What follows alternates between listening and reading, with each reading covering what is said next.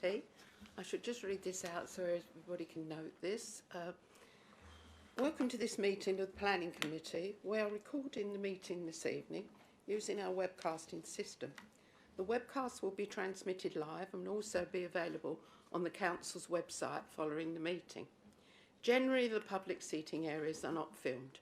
However, by entering the meeting room and using the public seating area, you are consenting to being filmed and to the possible use of those images and sound recording for webcasting or training purposes. I have the discretion to stop or suspend the recording of the meeting should this be necessary to maintain the proper running of the meeting. This is a meeting of the Council held in public. It is not a public meeting. All mobile devices should be switched off or set to silent so that the meeting is not interrupted by ringtones.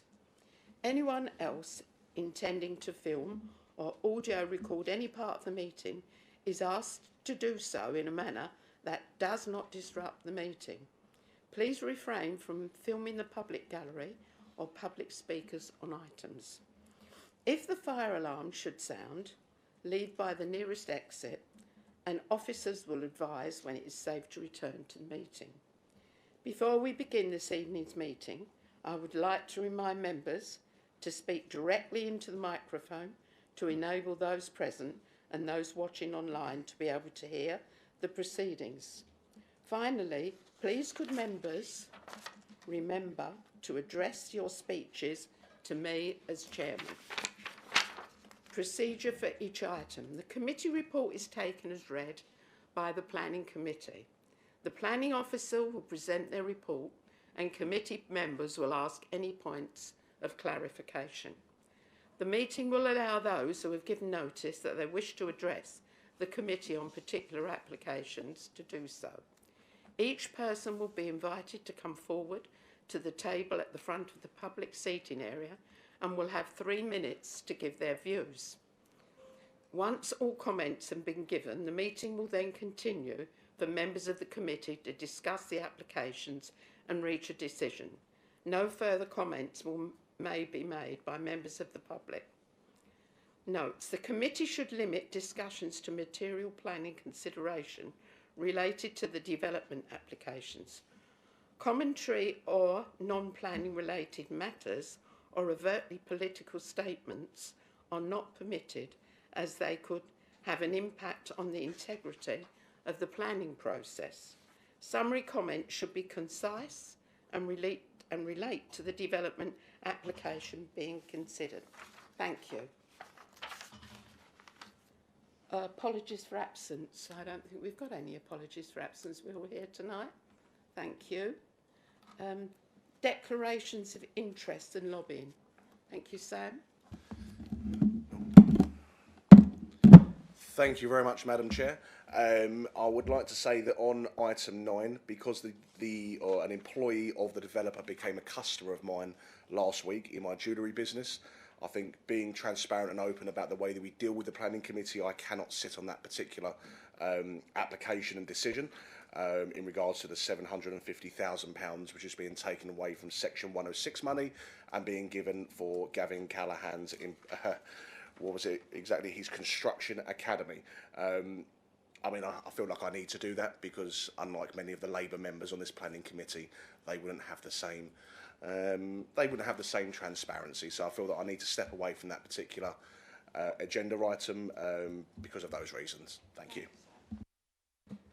Any other? Mike? Thank you, Chair. Yeah, I've been lobbied on item number 6, but I've come with an open mind. Thank you. Kevin?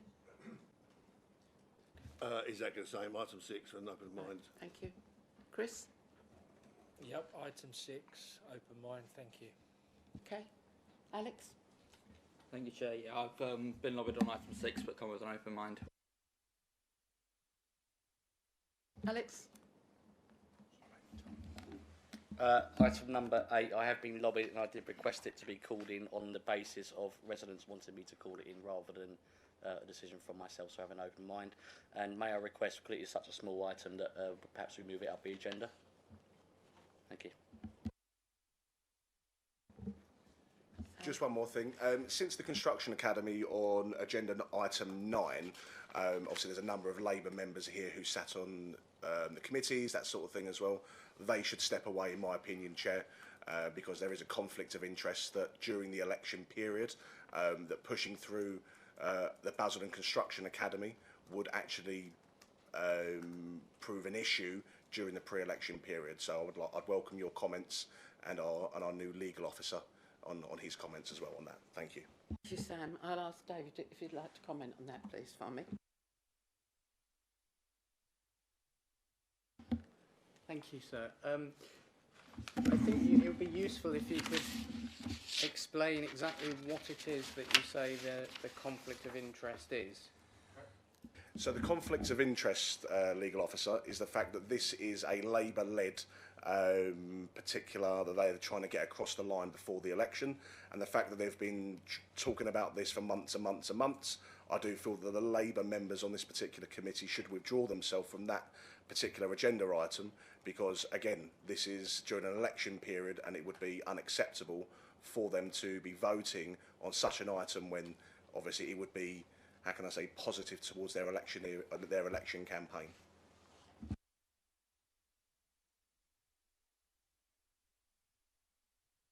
Yeah, well, I think we need to look at this in stages. I mean, the first point is that this is a proposal to vary a planning agreement.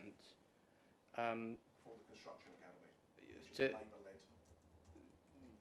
The first point is that this is a proposal to vary a planning agreement. And the second question is whether or not this is something that really is a conflict of interest.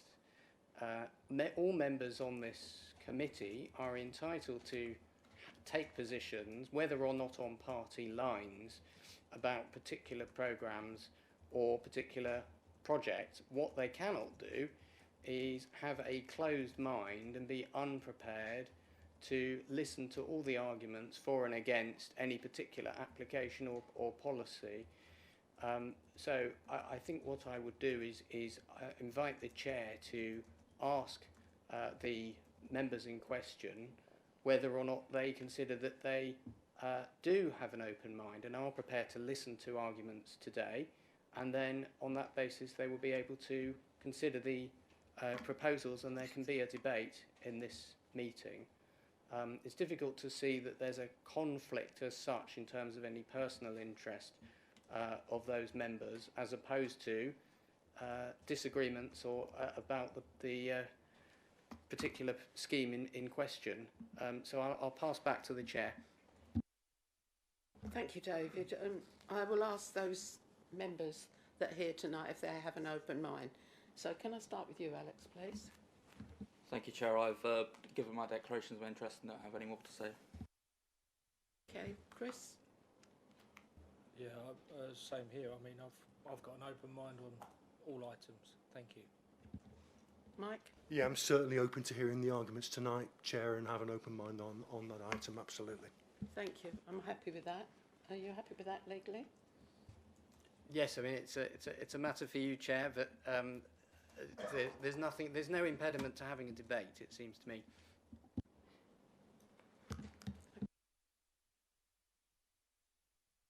I have been lobbied on items 4, 5, 6, 7 and 8. Okay, thank you. Going on to the minutes, confirmation of the minutes of the planning meeting held on the 11th of March 2026. Kevin? Yeah, I just want to ask some legal advice on this, if I may, Chair. We didn't have the minutes of this at the last meeting, and I understand that. Well, I raised the issue of the chairman actually leaving the meeting on item 9, and it works out we didn't know at the time why. Nobody knew, but it was due to personal interest. Now, having now seen the minutes clearly say Councillor Blake, Journet, Baker, Myers and Larkin declared that they had been lobbied, but they had an open mind. So therefore, we'd all said we'd had an open mind. So how is it, when it came to item 9 itself, the chair removed herself from the meeting, saying there was a personal a personal interest. That's a conflict of interest. And then the other thing I want to make on that, if it was a personal interest then, this was an item that actually came back to committee. It had been on before, and it was referred back 2 weeks prior to that. So if it was a personal interest then, why wasn't it a personal interest at the very beginning when the first application came in? I think the reason why I'm asking, I've had residents concerned that it doesn't look right. So, the point I'm raising is, she didn't declare a personal interest at the first time it came to planning, but did the second. But actually, the minutes clearly read that she said that she had been lobbied and had an open mind on the item at the beginning of the meeting when it was declaration of interest. And yet, when it came to item 9, the chairman just basically got up and said they wasn't going to be chairing a meeting and handed it over to Alex.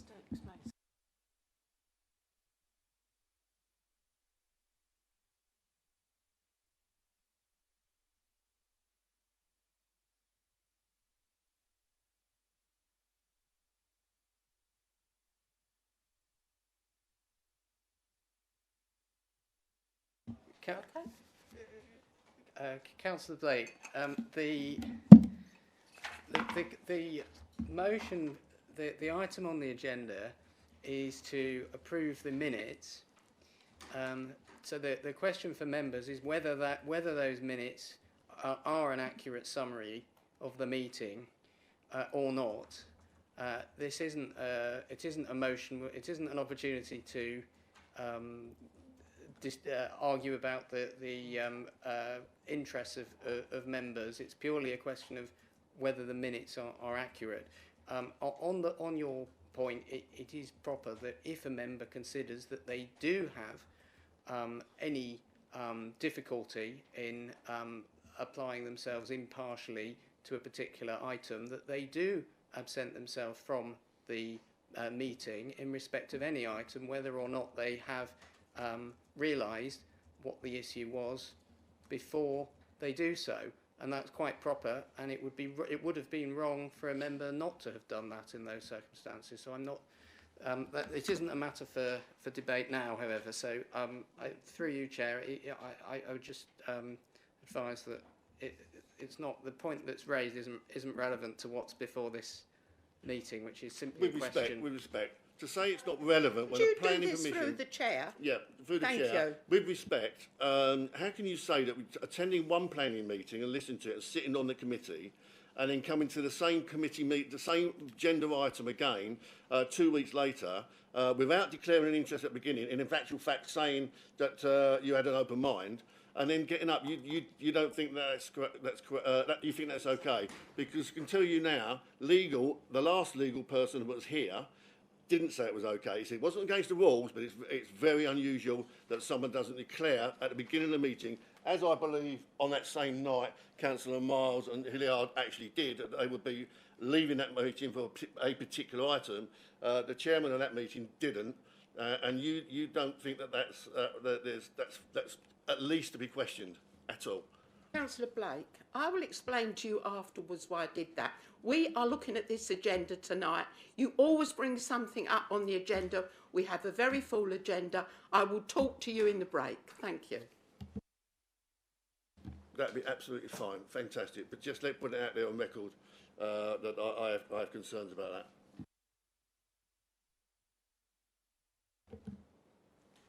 So we go on to confirmations of the minutes of the planning meeting on the 11th of March.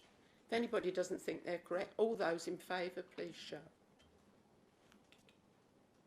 Thank you.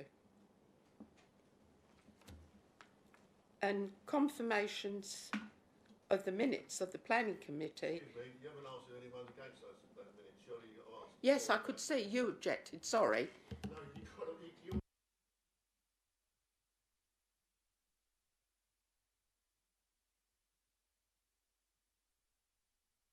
So can I have asked for legal, please? Am I wrong that she should have been asking for those of for and against? Am I wrong? All right.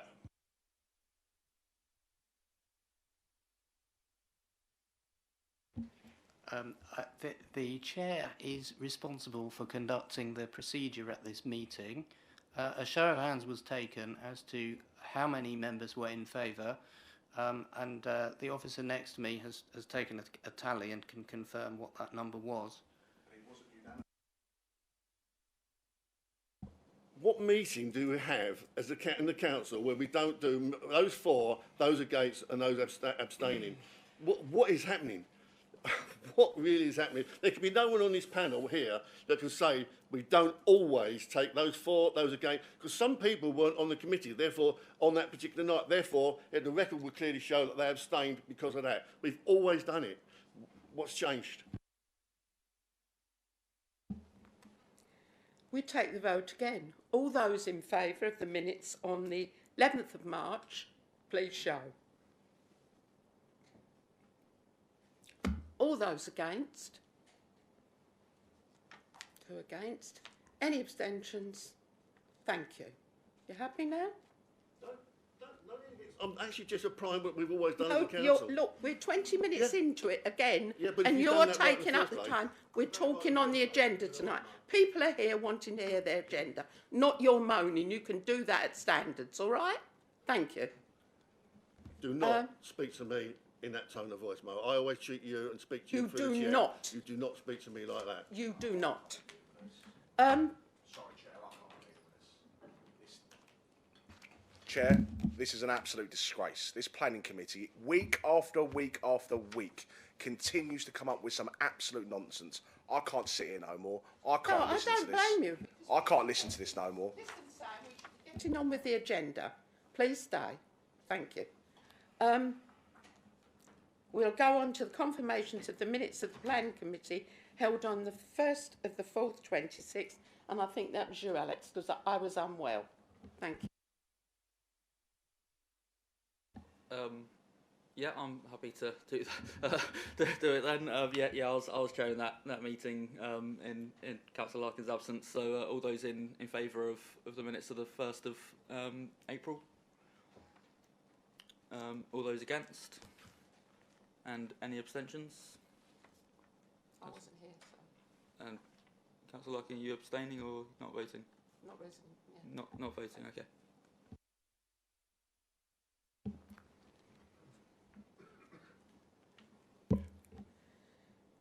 Now we've sorted that out, we'll go on to item 4, and I do apologise for the wait. Planning and application number 2500541 out. Outline planning application, all matters reserved except for means of vehicle access into the site from Mandeville Way and Lower Dunton Road for the residential development of up to 375 dwellings, use class C3, and an early years childcare facility use class E, together with car parking, public open space, landscaping, drainage and other associated works. I think that's you, James. Good evening. Thank you, Chair. Is the slideshow going to be on the screen? Sorry, it's just not showing yet. Is that brilliant? Thank you. Evening, members. This evening I'm presenting application 2500541 out, an application for 375 dwellings on land between Mandeville Way and Lower Dunton Road to the west of Leindon. The application also includes an area of land reserved for an early years childcare facility, together with 7.2 hectares of public open space, representing 38% of the application site. In addition, the proposal includes a piece of infrastructure in the form of a link road between Mandeville Way and Lower Dunton Road. The site location plan is now on the screen. This slide shows an aerial view of the site and the approximate site boundary. The application site is bounded by Mandeville Way and a woodland strip to the east, existing residential development at Royal Dunton Park to the south, as well as an open storage area, and agricultural land to the north. Members should note, however, that the land to the north has permission to be redeveloped for 146 residential dwellings. This image provides an overview of the site and helps members to better understand its context. The land consists of flat farmland, comprising monoculture grassland with intermittent hedgerows and a woodland belt adjacent to Mandeville Way. The site is within Greenbelt Parcel BA43 in Basildon's 2025 Greenbelt Assessment, which is highlighted in red. This parcel is identified as consisting mostly of Greenbelt that is not considered to be grey belt. That position is not refuted by officers, and a majority of this parcel is not considered to be grey belt land, and is therefore considered high-performing green belt. The areas shown in pink are developed or land with planning permission within or adjacent to the parcel. As required by policy, the smaller part of the parcel that this application relates to is considered to be grey belt. This is because it is not otherwise protected land, is not at risk of flooding, and does not contribute strongly to Greenbelt purposes A, in terms of checking unrestricted sprawl, and a proposed development would be well contained between existing development and Lower Dunton Road, and would deliver an appropriate density, representing a contained enlargement of the settlement of Basildon that would contribute to local housing needs.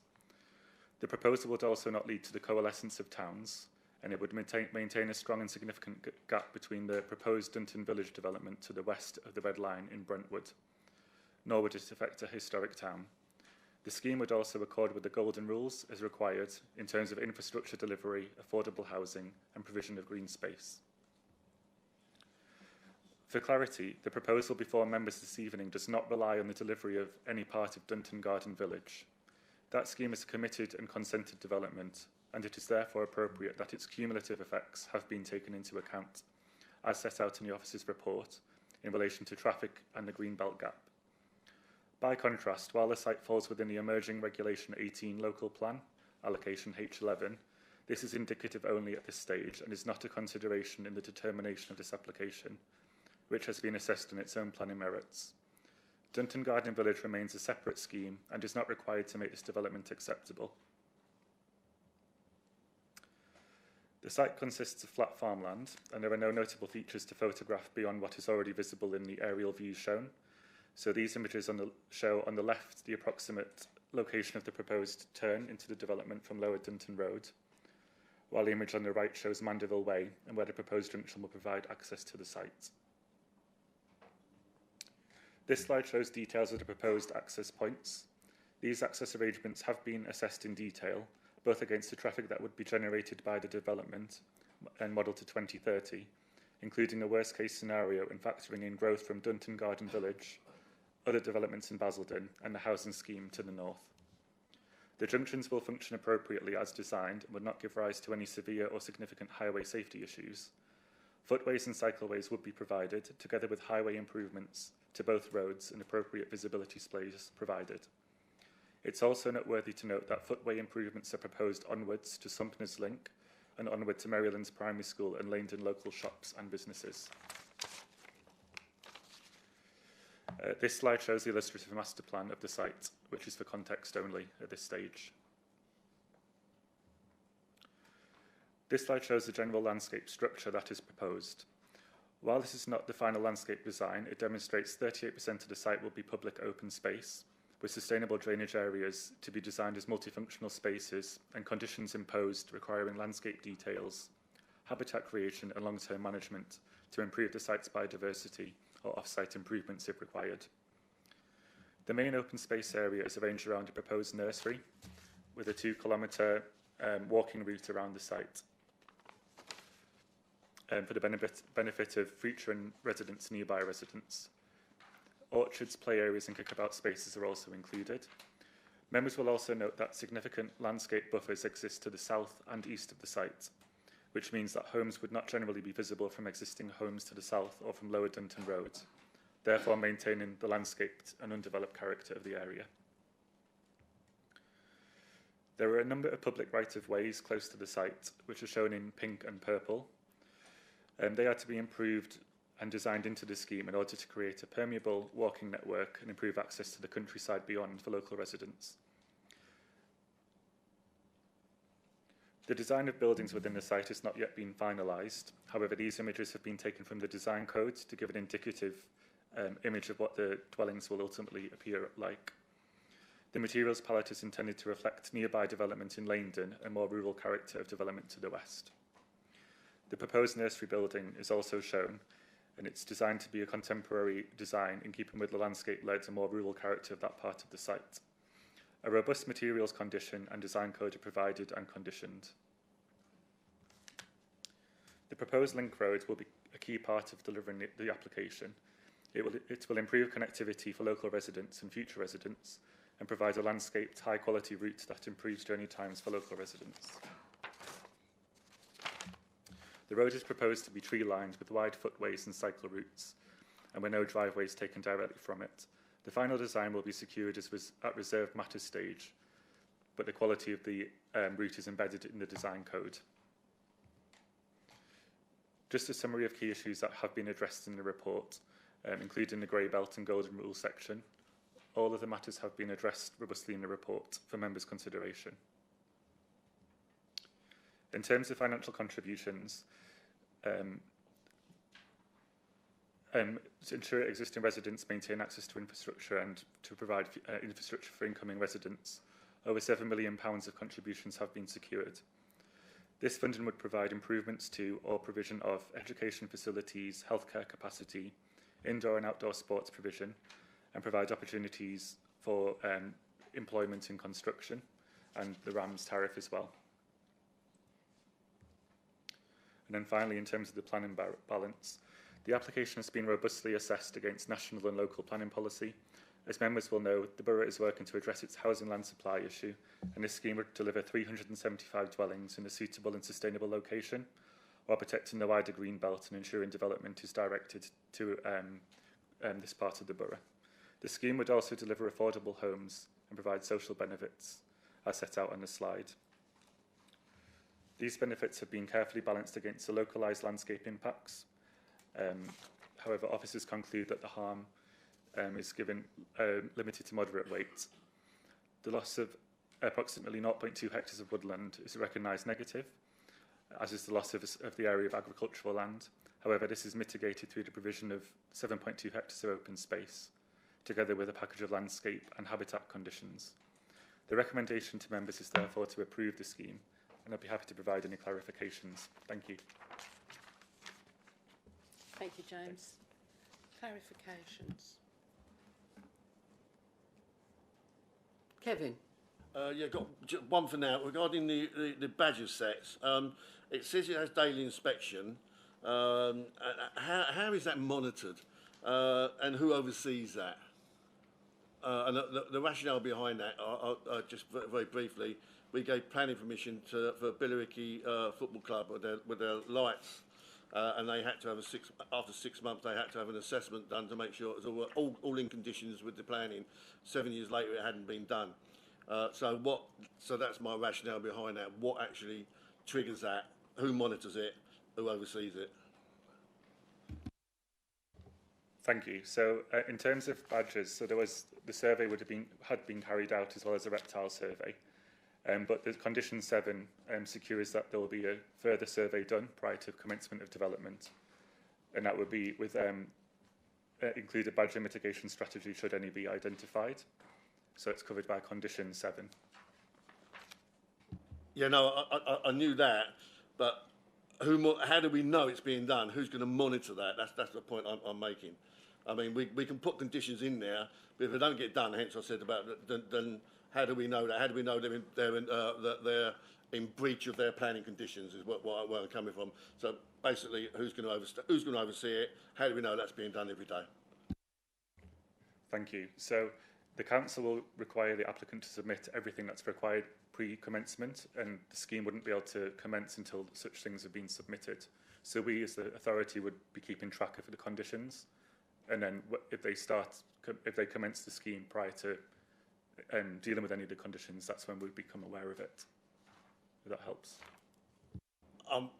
Honestly, I'm being honest with you, it's probably me not explaining it very well. As far as I understand it, they're going to do a daily inspection of it. So they can say, we've got it all, this is what we're going to do, right? And you say, yeah, that's absolutely fine. So they go away and don't do any of the inspections that they're doing every day. How do we know that they haven't done it or they have done it? So I'm probably not making... Am I making sense? Or somebody else told me. What I'm saying is... Exactly, where's the audit trail? They can put in we are going to do this, and I accept that, I've got no problems with that. How do we know that that's being done and monitored, and who oversees it? That's the point I'm making. I think, so we'd have a discharge of condition application submitted to the council, and that would be expected to include everything that's within the condition. So the applicant will have their own experts that will carry out the documents or the required surveys. Then it's submitted in a condition discharge application to us as the council. Then we would ensure it's done correctly with Essex County Council and their ecology team or their Badger team as well. Is that what you mean? No, it's not. I suppose it's, I mean, in simple terms, if you've got a toilet in a facility, when you go into and in fact they sign it saying it's been done, you know it's been done, you've seen it being done, because it's evidence-based there. Where is the evidence? They can say they're going to do this, and absolutely got no problem at all. But where is the evidence that what they're going to produce to us to prove they have done it? And who's going to oversee it? Are we going to challenge it? Do they have to do it monthly? Can they do it every day, if I understand it? They do the inspection every day. So I'm asking, at what point do the council say, can we see that you've done it?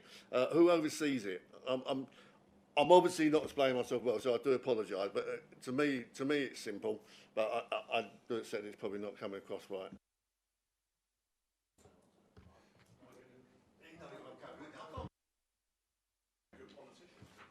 So in the condition 7, it requires a suitably qualified ecologist. So the applicant would appoint that ecologist. Is that okay? I accept they're going to do that. Where's the evidence that they've done the work? Where will be the? It says they're going to do a daily check, and we will oversee it. So where is the evidence that we're going to be able to see that? Where's the? I think Michael wants to reply to that. Okay. Yeah, thanks, Chair. Yeah, I'll just add some clarity to what James has already mentioned. So, obviously, there is detail outlined within this officer report and what we have to date. This is for an outline planning application. There'll be further detail which is submitted to Council when we receive the Habitat Management and Monitoring Plan. That will outline the specific detail in concert with the ecology expert from Essex County Council. And then that will give us that level of detail I believe you're after in terms of when are the inspections undertaken, how are they undertaken, by whom they're undertaken, and that will be outlined in that plan. At that point, we'll have that level of detail and be able to provide you with that.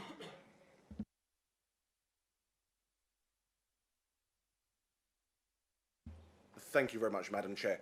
Can the officer confirm, in regards to the state of the land, is it Greenbelt, which this council has has decided is grey belt? Sorry. So the land is greenbelt at this time, and the Office of Assessment has found the area of the site is greybelt, but it's still greybelt within the greenbelt at this stage. Of that. Another question I have. So we know that this is being built in the Dunton area, and there is the Brentwood Garden Village, which is across the road. So effectively, we're going to have two massive developments being divided up by one single carriageway road. Okay, how? In terms of the actual development itself, how many houses are we going to have in this one massive area? Because if we've got one road, I know you mentioned earlier that there's no qualms from highways, but if you've got a single carriageway road, okay, with all this traffic, and you've got two big developments being overseen by two completely different authorities, this is Brentwood, why has highways only given the advice that it's okay? Because as far as I'm concerned, that doesn't look good to me. Maybe you may be of a different opinion, but that's why I'm seeking the answer. Thank you. Thank you. So in terms of the developments in the local area, I appreciate that that's something we need to look at. So the scheme being delivered this evening would be 375 units. The scheme to the north, which is BA44 on the screen, that's 146 units. And then Dunton Garden Village, which is beyond the red line over here, is 3,700 dwellings. Now, that scheme relies on infrastructure to the west. I can't remember the road name, but it's out of our borough. And then just to clarify around traffic, so the submitted transport assessment for this scheme includes the development here, it includes Dunton Garden Village, it includes Mandeville Way, and a number of other schemes that have either been approved or have been submitted. So they're all taken into account in the transport assessment.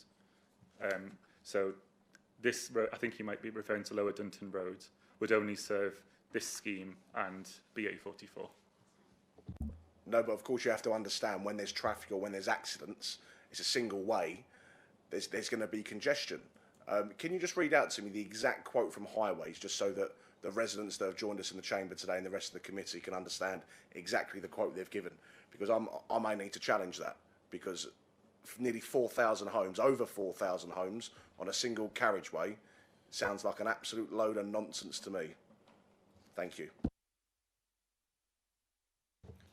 Thank you. So what the Highways Authority have done is they've reviewed the applicant's transport assessment, which included all those schemes, and calculated the traffic generation and where that traffic would go. In terms of what the Highways Authority said in my report, let me just get to it.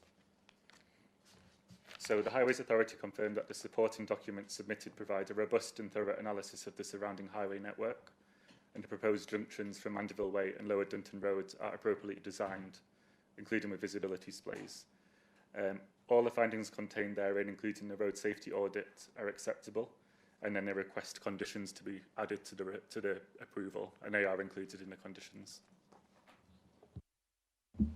Would the officer be able to confirm the conditions for those present in the room, please? Thank you.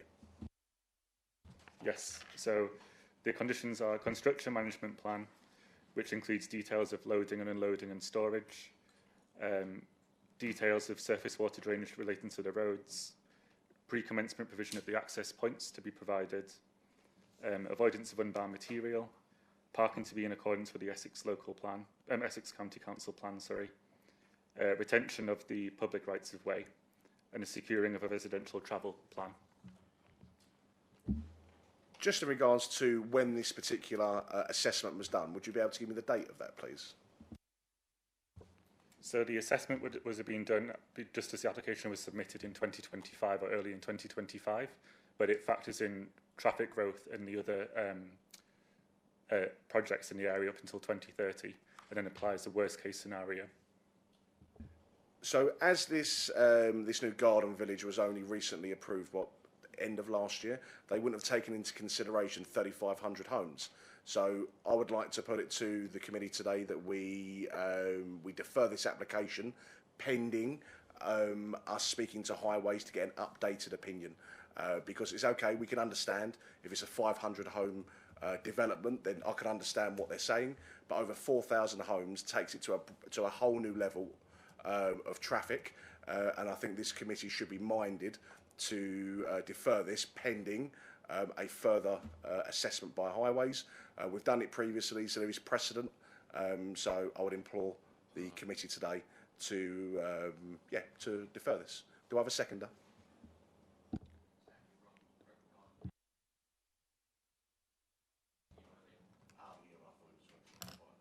Do you want me to just clarify?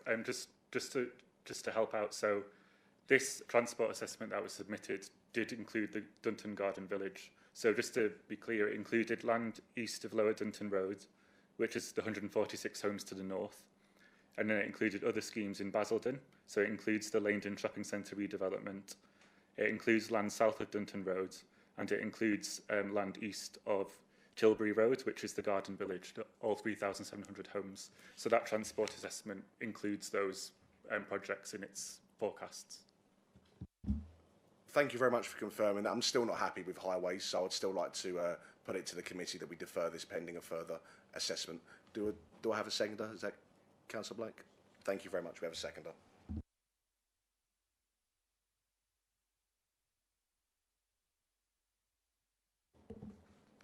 Michael, would you like to speak on this? No? Okay. Okay. Did you want to comment on that? No? So we're going to the vote to defer it. All those in favour of deferring it, please show. There's 3. All those against, please show. So we carry on. Thank you. Is there any more clarifications? Yes, Kevin, can you make it quick?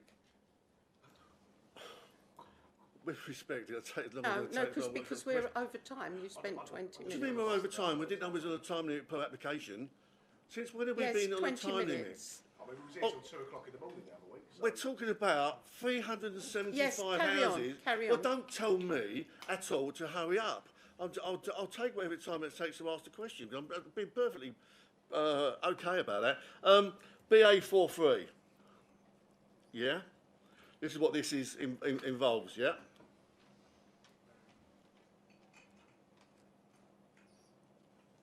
So, sorry, is that the allocation you're referring to, the wider one? The green... Oh, sorry, the Greenbelt parcel, Yeah. understood, yeah. Yeah. It's apparently to our Greenbelt study that we done in 2025, it was classified as Greenbelt. And we're talking about 25. So how comes it's come back in now that we're going down the avenue of it being Greybelt? The question has to be asked, how much money did we spend on a study, a new Greenbelt study, and we're not taking it in consideration, using it on an application like this? That does confuse me.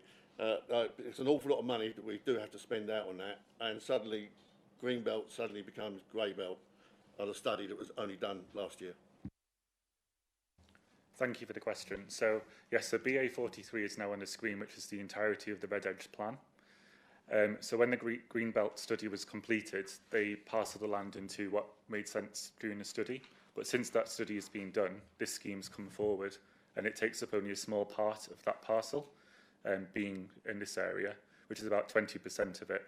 So what national policy requires us to do is we then have to take a more granular approach that identifies the specific scheme, and then consider that against Greybelt policy, rather than just taking the whole of the allocation as one, or sorry, the parcel as one.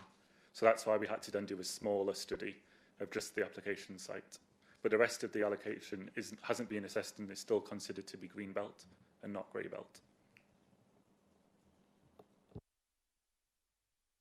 I'm going to be hated for this, but can you repeat that? And I'm sorry, I know the time, but I'm just clarifying it in my own mind.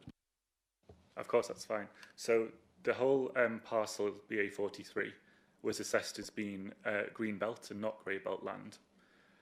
But since that survey's been completed or that assessment's been done, because this application's come forward separately, national policy requires us to take a more granular approach and then do a new assessment of just this part of the wider parcel. So that's what officers have done. And this parcel, for the reasons set out in the report, is considered to meet the definition of Greybelt. But no further studies being done on the rest of it. This is still considered Greenbelt land and not Greybelt. So, if I read that right, and I hope that we've done another study on the bit that you're talking about, that little section there, and decided that's going to be Greybelt, but we've not done it. But we haven't done it on the rest of the site. So, what happens if somebody wants to build another load more on there? Will we do another assessment? It almost seems as if the Greenbelt study was irrelevant, because you're going to go and look at the ability of the agricultural land and whatnot. Anyhow, I don't quite understand. We've got an assessment done in October 2025. We basically tore that up and to do another one to find out that it's Greybelt. I don't understand it. It just seems like the council spent a lot of money. And I don't know if that can be clarified, but you know where I'm coming from on that. Yeah. Yeah, no, thanks, Chair. Yeah, I'll provide some clarity on that. So, as James mentioned, that the 2025 Greenbelt study assesses parcels at a certain size and scale. It doesn't go down into, in particular, specific sites. It's not possible to do it at that granular level. So when a scheme comes forward, an assessment is then undertaken by the officer. They consider the 2025 Greenbelt assessment, but they also undertake their own assessment against the MPPF criteria. So there will be instances where an assessment can determine that there can be a smaller parcel of Greybelt within a larger parcel of Greenbelt identified in that 2025 study. That will occur, as is appropriate. I might not agree, but I understand it. Okay.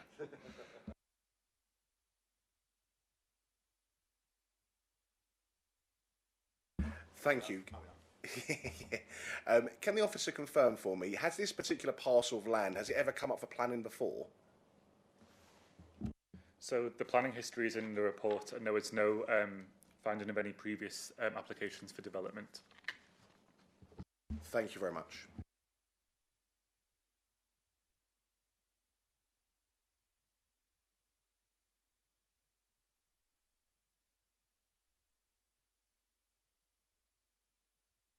Emma Walker, would you like to come forward? Press the red button. Yes, thank you.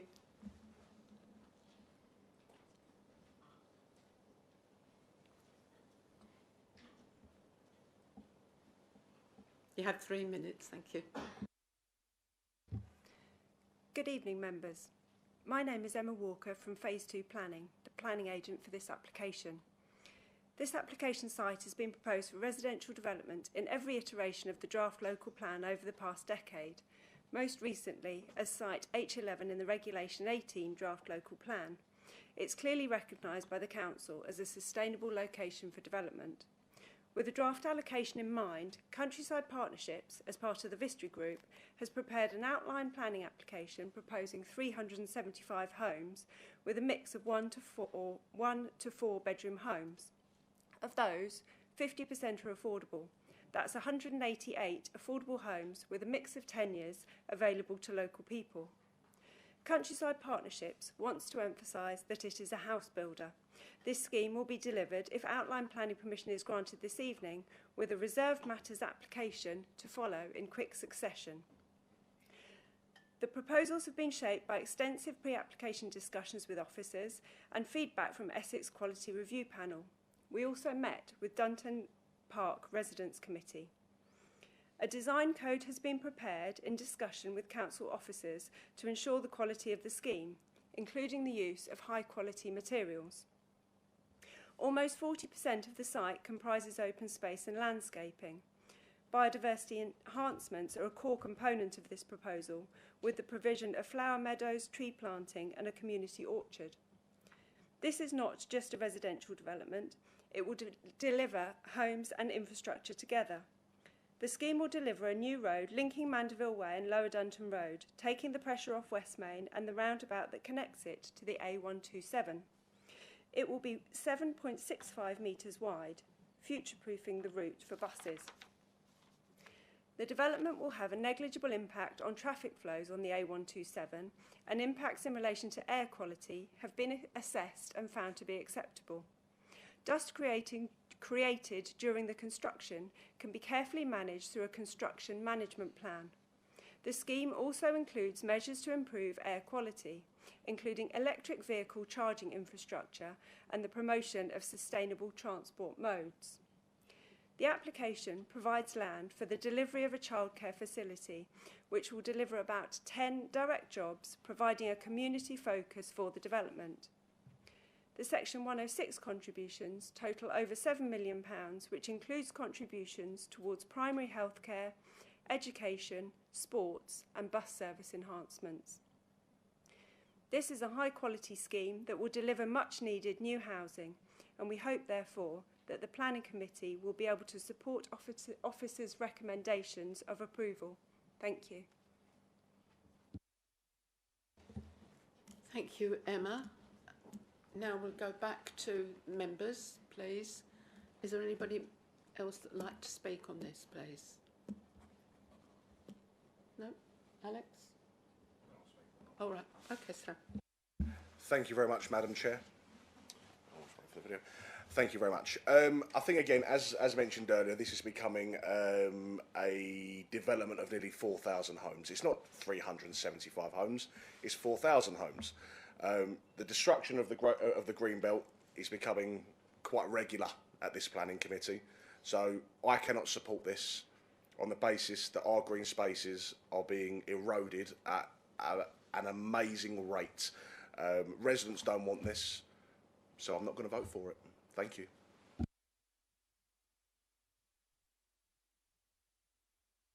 I'd like to say that the large application, which is Dunton Village, isn't in this council. It is Brentwood Council.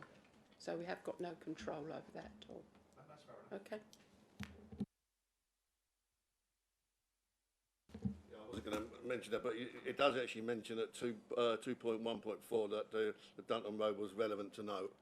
So it did have a relevance on this, an actual the document that we got there.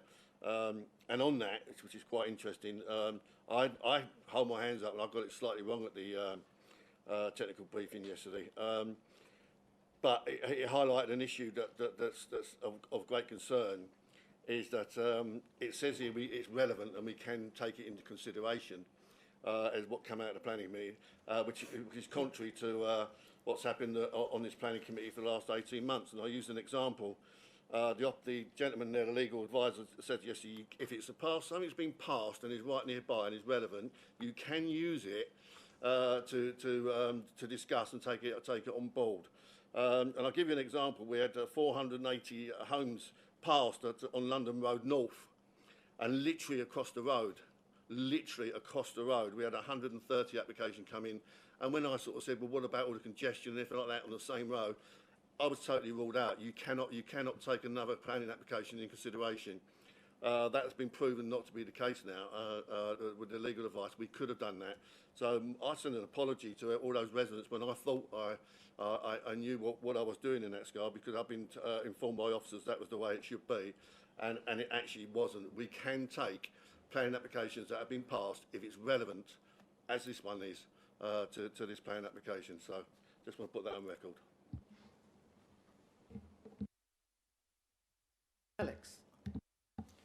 Thank you, Chair. Yeah, just a few things that I noted in the application. First and foremost, the £5 million for education across early years, primary and secondary, which will make a huge difference to our local schools and change lives for children in the area. There's also the 38% of the site which will be open space, which is I assume that currently it's 0% open space on the land because it's all used for agricultural purposes. I say it's all used for agricultural purposes. The report says that it's not the best agricultural land. It's B3, so it's something that wouldn't be a long-term agricultural benefit to the borough. There's over £1 million of support for public transport and infrastructure, which again will be a massive help to people in the local area. There are 3 access points, which is on 3 different parts of the site. So there's no one access point that's going to be congested the whole time. As the officer pointed out at the start, when Councillor Genet was asking his questions about the access site, Dunton Garden Village will be mainly coming off of Tilbury Road, I believe, rather than Lower Dunton Road. So that won't be impacting the site anywhere near as much as Councillor Genet is claiming it will. So yeah, there's a lot to like here, particularly the £5 million for education, which I think will make a huge difference. Thank you, Alex. Sam. I would just like to refute the point that Councillor Harrison just made there. There will be so much traffic down that road, it's going to be ridiculous. It takes one crash, that's all it takes, and all of a sudden it all piles onto the other road. So I will refute that because it isn't a wrong comment. Thank you. Any other comments, please, before we go into the recommendation? No? Right, we'll go straight into the recommendation. Sorry, David, have you got any comments on this one? No, nothing, unless any members have got any questions for me, nothing to add. Okay. Thank you. So just in regards to this £7 million, okay, we've got an agenda item tonight, agenda item 9, where effectively Section 106 money was guaranteed at a planning application or the planning stage, and then it's now being pulled back and being diverted somewhere else. What guarantees does this committee have that £7 million is going to stay with Section 106 or in the Section 106 fund? Thank you. So planning obligations are enforceable binding legal obligations they run with the land in legal terms, so they can be enforced against subsequent owners of the land. So that is effectively a binding covenant once that's executed. Now, if either party, either the local authority or the landowners in the future wanted to vary that obligation, there is a statutory process that they can go down, and they can otherwise do it by agreement with the local authority. And if the point comes to the authority as is going to happen with item 9, it would then be for the planning committee in the future to consider whether it was in the public interest to make any changes or not. So the answer is it is secure. It would be secured if it was a binding legal agreement, and it would be a matter for the council to consider whether or not it was acceptable to make any changes in the future. Okay, thank you. We'll go into the recommendation. Recommend that planning application number 250541 out be granted conditional planning permission, the completion of a 106 agreement to secure 50% affordable housings on site, together with financial contributions towards healthcare improvements, education, local delivery pilot schemes, sustainable transport, bus services, contributions, bus stop improvements, travel plan, employment and skills maintenance, and monitoring of the approved biodiversity game plan for a period of 30 years, open space, monitoring fees, payment of the local planning authorities, professional and legal fees associated with the completion of the 106 legal agreement as set out in section 7.0 and subject to the conditions set out at the end of the report, with any minor amendments delegated to the Assistant Director of Planning for approval that might be necessary up to the issue of the decision notice. All those in favour, please show.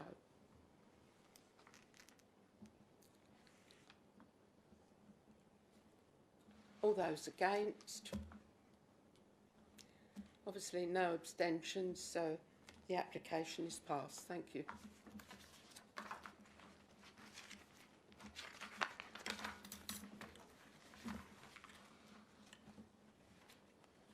Chair, if I may, I did mention at the start if it was possible to move item 8 up the agenda. I know there's another big one coming, but obviously you want to have a break as well, don't you? In between. So move item 8 up the agenda. I'll second that.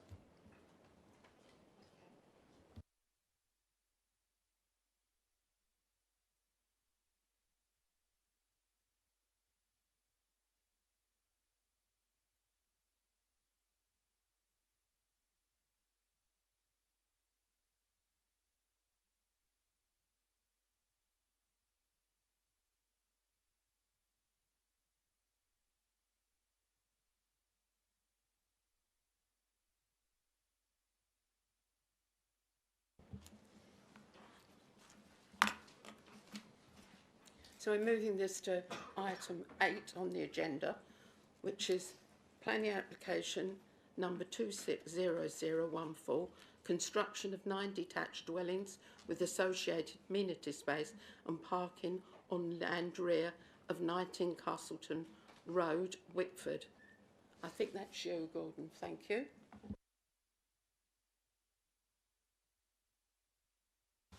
It is, yeah. Thank you, Madam Chairman. Yes, this application, as you've alluded to, if I'll just wait for the slides to come up.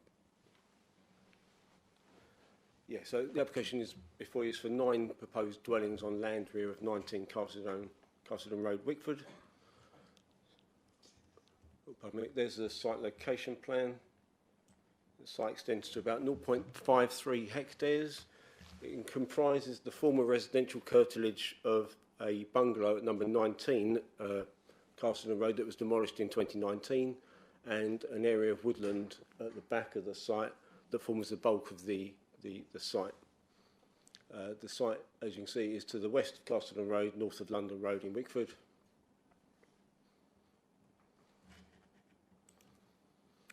There's an aerial photograph. Prior to 2019, the majority of the land was covered in trees.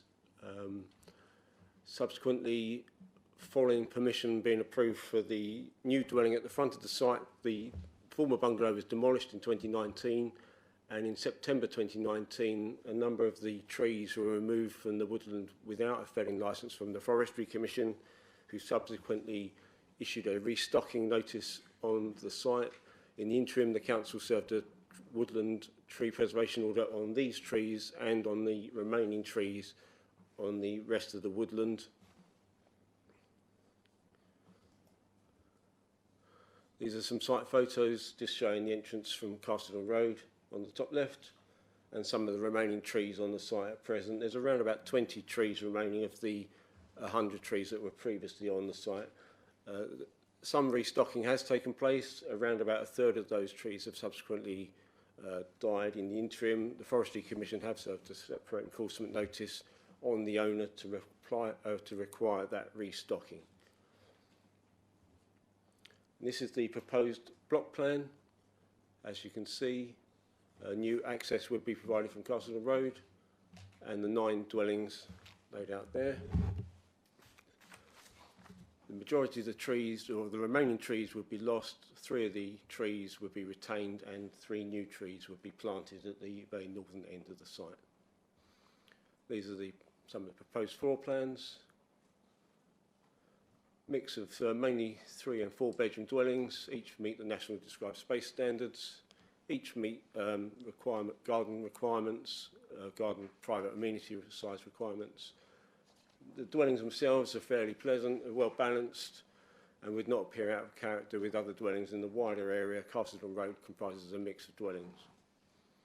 And these are some computer generated images. Key issues are the principle of developing this greenbelt site and grey belt consideration, design, layout, scale and character, trees and woodland, ecology matters, impact on neighbouring amenity and highway matters. At this point, I should draw members' attention to the update sheet that's been circulating. That has omitted one of the reasons for a refusal, which I'll refer to shortly. In terms of neighbour consultation, 33 properties were notified, together with a display of site notice, which generated 11 responses, mainly of objection, and 1 general comment. Councillor Myers referred the item to committee as before you, and we received an objection from Councillor Jeffrey. A summary of these responses is listed on pages 363 to 365 of your agenda. After further review, the site is within the green belt, but after further review, we have come to the conclusion that it would be grey belt in this instance, because there is, unfortunately, a number of other developments have been approved to the north and west of the site, and there are houses to the east and the south.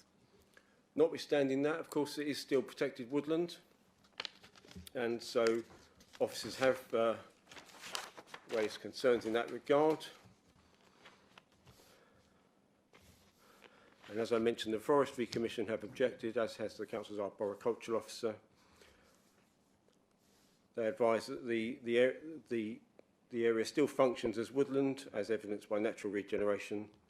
The proposed site plan would result in further removal of the few remaining mature oak trees, and the siting of properties close to the remaining woodland to the west would result in pressure to prune or reduce those trees also.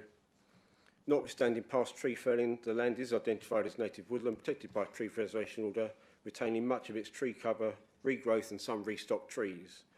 The development of the land in the manner proposed, which is subject to a current Forestry Commission restocking notice and is priority habitat, would remove the ecological and biodiversity contribution the land makes as valuable woodland habitat and its significant visual amenity contribution backdrop to dwellings in Castleton Road to the detriment of the street scene. In terms of the impact on occupiers, I'll just go back to the site plan.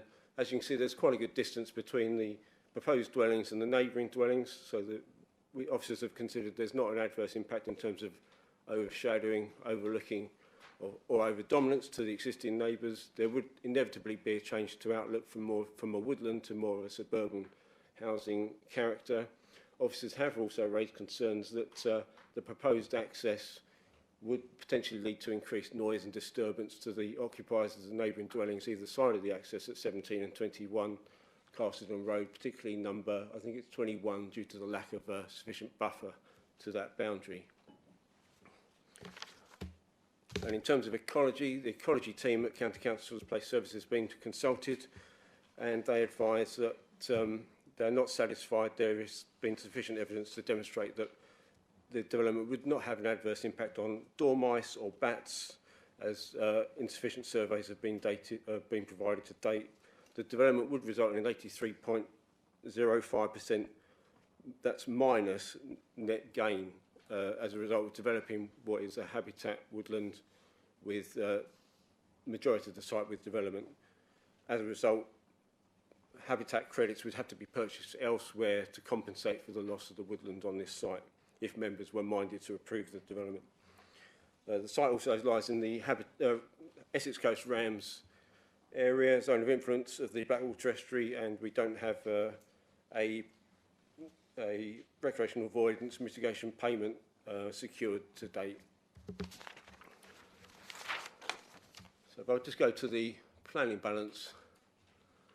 So positively, the development would provide 9 new modern family-sized dwellings, which would contribute to the Council's 5-year housing land supply, weighs moderately in favour due to the number of dwellings proposed. There would be limited economic and social benefits. However, the loss of priority habitat woodland protected by a tree preservation order carries significant weight against the development. There will also be adverse impact on protected, or potential adverse impact on protected bats and dormice, because we're not satisfied that they've been demonstrated to not being adversely affected, harm to the character of the area, and harm to residential amenity from the vehicular access. So accordingly, for those reasons, the application is recommended for refusal, subject to the reasons set out on the update sheet at 6.2. Like I say, one of the reasons was relating to Greenbelt was initially omitted, hence why I put the update sheet together with the revised reasons for refusal. So it did mainly omitting the first reason on Greenbelt grounds. Thank you, Madam Chairman. Thank you, Gordon. Any clarifications? Eeny, meeny, miny. Alex. Thank you, Chair. I thought you were going to call me Mo for a second. Yeah, the decision the decision that you say about calling it grey belt, which I'm confused about. Frankly, I don't see it as grey belt at all, because it's on a protected area of trees. But I mean, would you have still called it grey belt if the site hadn't been sort of, I would say, vandalised in the way that it was with all the trees cut down, or would that still have been grey belt if those 100 trees were still there? Yeah, thank you, Councillor. Yeah, regardless of the woodland, following a review of having regard to the Greenbelt Study 2025, which identified that this parcel does not contribute strongly to the purposes of Greenbelt A, B, or D. Officers initially looked at whether footnote 7 provided a strong enough reason to refuse it under the footnote 7 assets or areas of particular importance. And after further review, we've taken the view that we can't refuse it on that Greenbelt ground in this instance. The main reason is development has been allowed to the north-west of this site in the wider parcel already, and there's already development to the east and south. So it's difficult to say that this strongly contributes to the purposes of Greenbelt now, but it's still protected woodland, so members can consider the impact of the development on it as protected woodland.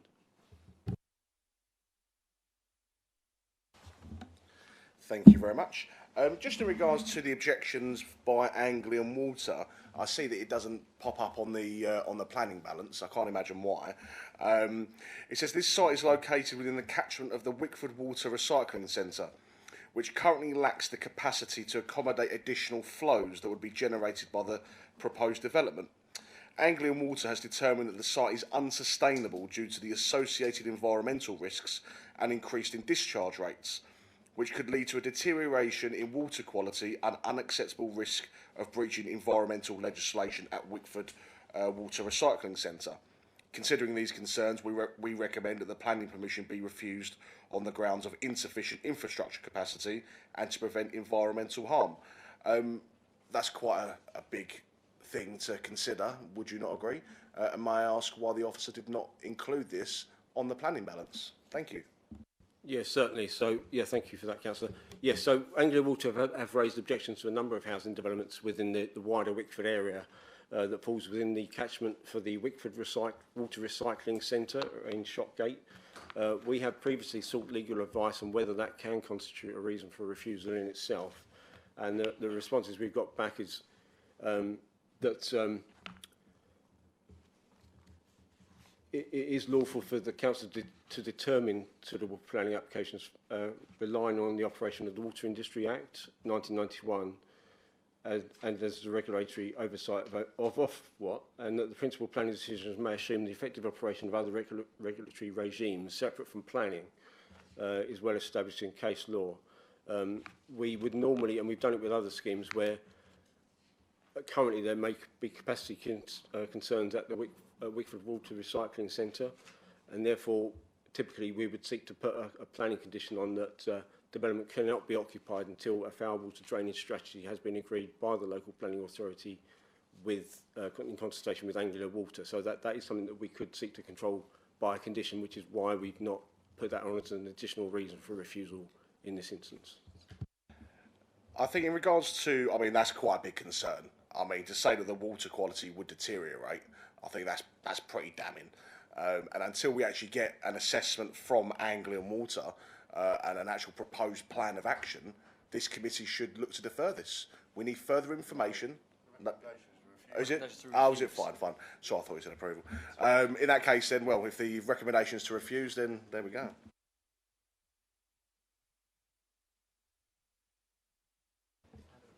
Thank you, Sam. Thank you, Mike. Thank you, Chair. Yeah, a couple of questions from me, Gordon. Firstly, does this meet golden rules if it's regarded as grey belt? And secondly, is the gap between the exit road and number 21 Castleton Road within the applicable technical specifications? Because it does look incredibly close to that particular dwelling. Thank you. Yeah, thank you, Councillor. So the golden rules aren't applicable in this instance because it's not a major development application. It's 9 dwellings, the threshold is 10. In terms of the proximity to the neighbours, we don't have a set specification. That's for officers and members to consider. In this instance, there is no buffer between the proposed access road and the neighbouring property number 21 Castleton Road. Normally, we would try and seek a little bit of a landscaping buffer or something where we could put some landscape screening. We may be able to do that by condition on the southern side because there is a 2 metre sort of verge and then the footway, but there isn't one on the north side. They're not showing any landscape screening on either side, but there is no potential for a buffer, so you're going to have refuse vehicles, other lorries and cars right up against the boundary with number 21 Castleton Road. So there is a concern from officers, but obviously it's for members to consider if that.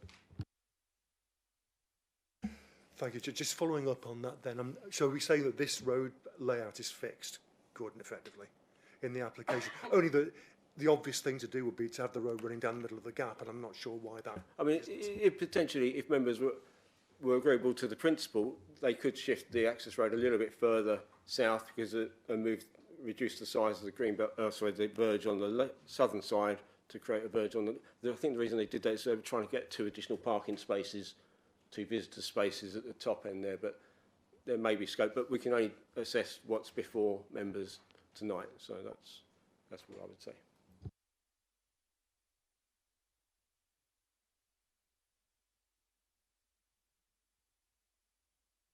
We go on to the speakers on item 8, which is, can I call Steve Nolder, please?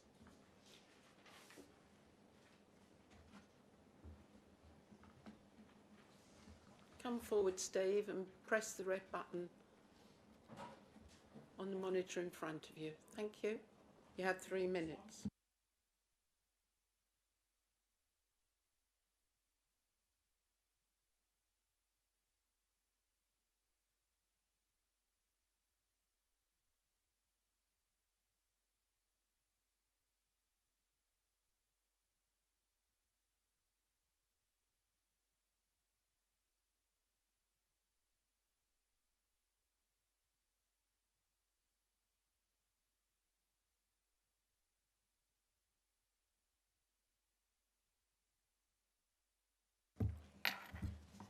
Okay, so I'm a resident of Castleton Road, number 17, directly affected by this planning thing. So the land is designated Greenbelt. It has got a blanket TPO on it. It is deemed a priority habitat mixed deciduous woodland with high conservation value, recognised in DEFRA and National Forest inventories. and it's protected under the NERC Act 2006 and UK Biodiversity Action Plan. It supports European protection of species including bats and dormice who use it as habitat and feeding ground. Around 80 mature trees, that's 80, these trees were 40 to 100 years old, including many oak trees, were illegally felled and burned in 2019, leading to prosecution of the landowners. The arboricultural officer has advised that the site is still functioning woodland with natural regeneration, not evidenced by that picture. The new proposal would remove most of the remaining trees, including more mature oaks, significantly reducing canopy cover and degrading the woodland value habitat even further. Forestry Commission have issued restocking notice and enforcement notices, and after prosecution in 2022, the landowner was required to replant 415 trees and maintain them for 10 years. Due to non-compliance, an enforcement notice was issued in February 2026, mandating that the 415 trees have got to be complied with by August 2027. The penalties now include unlimited fines, imprisonment, seizure of profits and contempt of court, and the maintenance period has been extended now to 2037. The development would result in an 83% biodiversity loss, breaching planning policy and legal duties. Essex County Council ecological team has questioned the ecological report commissioned by the landowner as inadequate and unreliable because it is based upon post-clearance site conditions, has inaccessible areas and was conducted outside the optimal survey period, particularly for bats, which is April to September. The proposal conflicts with policy and Basildon local plan and national planning policy framework, harming neighbouring amenities. The access road would cause loss of privacy and increased noise and disturbance for residents at 17 and 21 Castledham Road, and a negative impact on living conditions. The elevated site is a critical drainage area. Tree loss could worsen saturation issues for residents of Castledham Road. The proposed development is considered unlawful and exposes the developer to potential criminal liability. Granting permission should not legitimise and provide reward for illegal felling of protected woodland. Proceeding risks placed on the council and developer in contempt of court. This prolonged process has caused significant stress to residents and has led to unnecessary involvement of lots of teams, misuse of time and money, as this planning process thing has been going on for over a year with the council. What is going on? I know I'm finished, but are we working for people who've been prosecuted and criminals? Are we working for the residents of Basildon who pay everybody's wages? Yes. Who are we working for? I think, Steve, we have taken your point on this. Thank you. Thank you.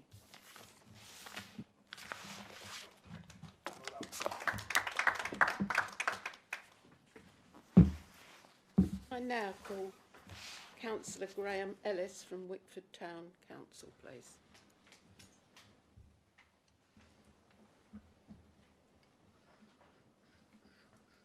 I don't think you have to press the button, it's still on. I can see it's still on, thank you very much. Okay. I'll jump straight into it. I've been crossing through because I don't, there's going to be a bit of overlap here. Okay, evening Chair. Wickford Town Council have concerns around the history of the site, and we've had local residents voice their concerns who are in the audience here tonight. Being a relatively new town council, we were grateful for those residents attending our own planning meeting on the 2nd of February 2026, where this application was discussed, and informing us of the detailed history which we may not have otherwise been aware of. The town council submitted 9 objections to the plans. I'm going to concentrate on the key concerns here. Tree felling, as discussed.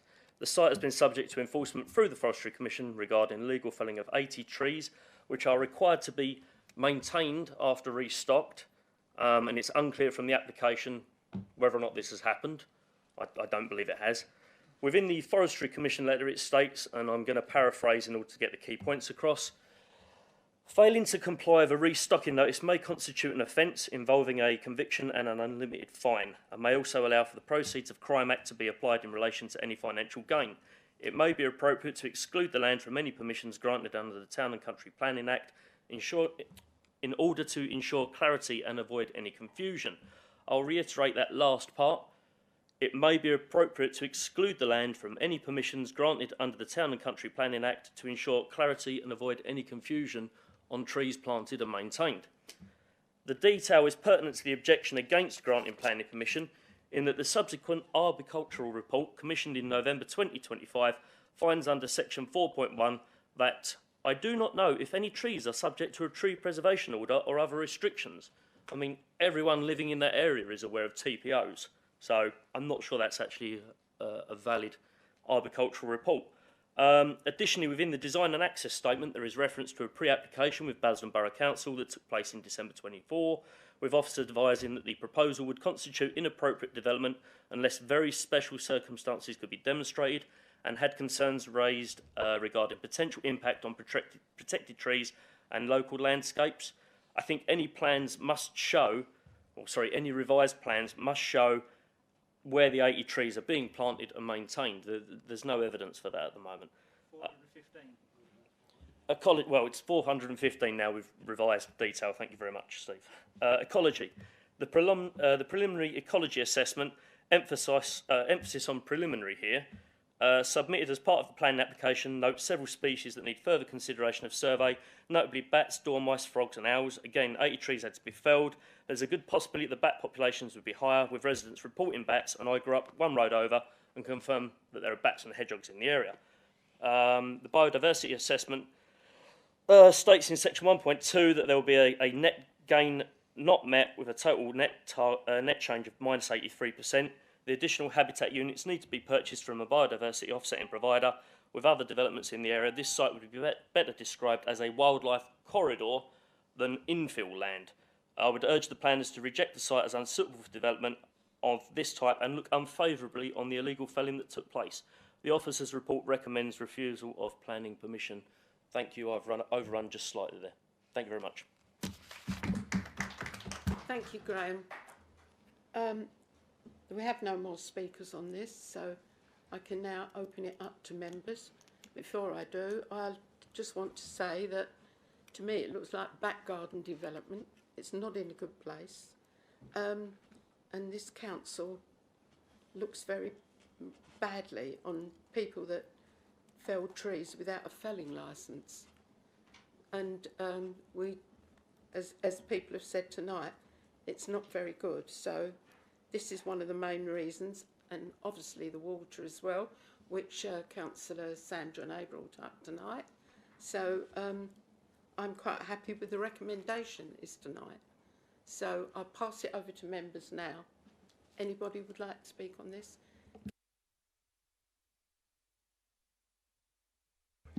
Trying to get rid of it.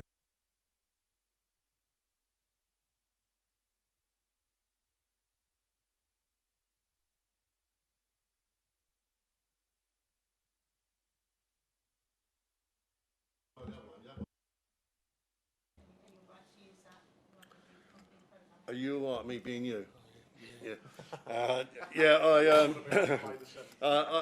totally agree with your comments there, Mo. I'm just, if I'm being honest, I'm actually disappointed that the where they've breached their condition, it's gone on so long and it's going on and on and on and on for the residents. It's a shame that enforcement can't come down to them, but that's the law as it goes. So I accept that. And we can't do anything about that, I accept that, but that doesn't mean to say that I don't wish that we could act an awful lot quicker on things like this. However, we do have to take it on planning consideration rather than just what they've done, and that's what I will do. And on planning consideration alone, I will be refusing this application.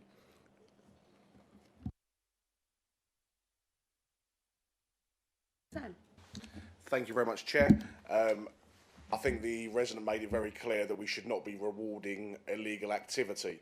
So on that basis alone, 400 oaks have been felled illegally. They've still not been replaced. This sounds like a developer who really doesn't like to play along with the rules. So until they play along with the rules, as far as I'm concerned, I'm not voting on this tonight.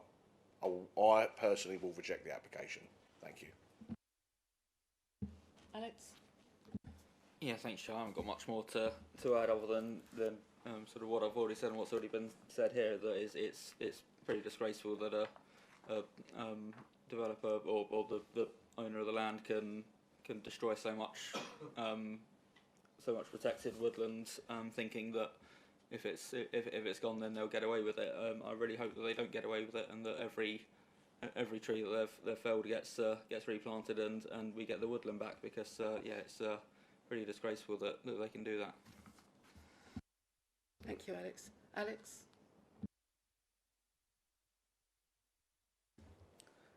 Thank you, Chair. Yes, I'm not going to go over too many points because I'm sure members want to get on with the vote.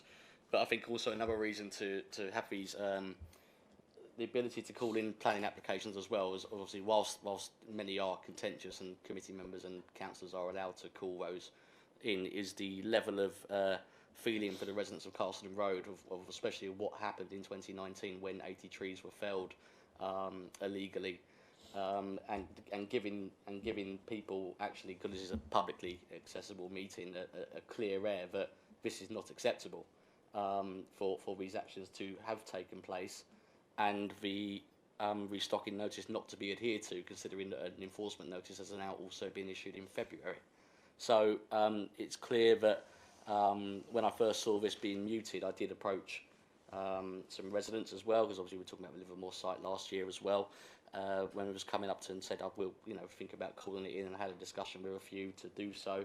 But I think it's important that all members here can air their views, and members of the public to air their views to say that this is not on, it's not acceptable, and we won't stand for it. So I will be voting to refuse this application this evening.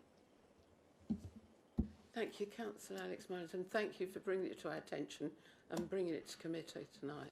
Thank you. Going into the recommendation, if there's nobody else that wants to speak, which is that planning application number 2600 11 Fall be refused planning permission for the reasons set out at the end of the report. All those in favour? Pardon? Oh, the updated one. Right. Okay. It's quite a big one. So it goes over the page. Yeah, this one. Yes. Yes, it's actually on the spreadsheet. So instead of me repeating it all to you, I think you'll be happy there is a refusal. Okay? Thank you. So all those in favour of refusing this, please show. I think that's unanimous. Thank you. We will have a 10-minute break, okay?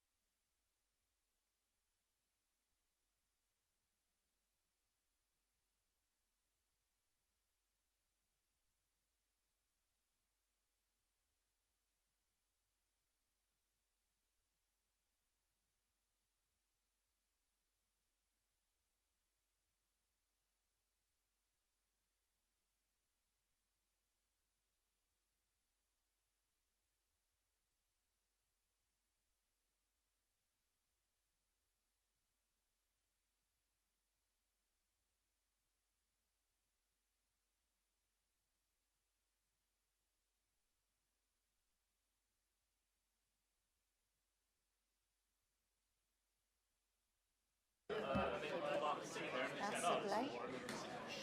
Councillor Blake. That's working, isn't it? It is now.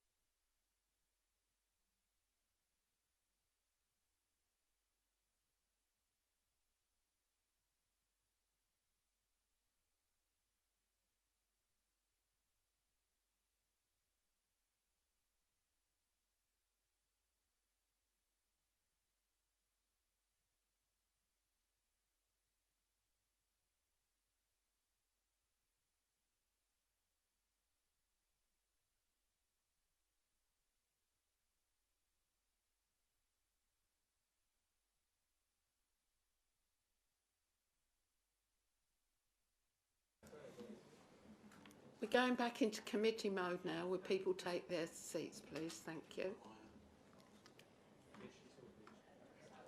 I've reset it, but then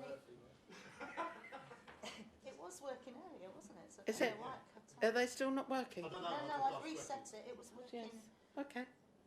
All right, we go on to item 5, which is planning application number 24011248 outline planning application with all matters reserved except means of access for the erection of up to 300 homes, use class C3, including market and affordable dwellings, together with new vehicular access off London Road, cycle and pedestrian accesses, car parking, informal open spaces, hard and soft landscaping, biodiversity enhancements, boundary treatments, surface water drainage, basins and associated work at line northeast of London Road, Vange. And I think that's you, Katie, please. Thank you, Chair.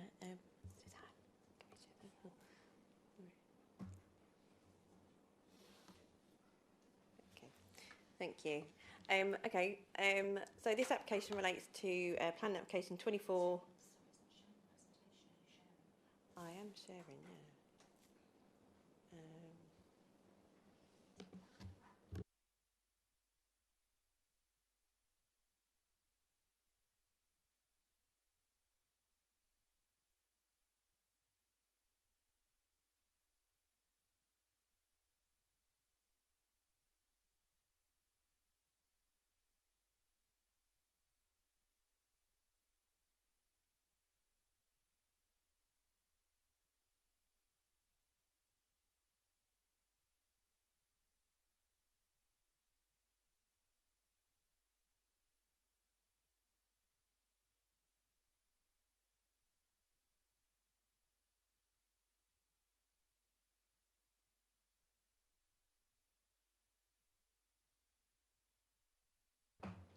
Thank you.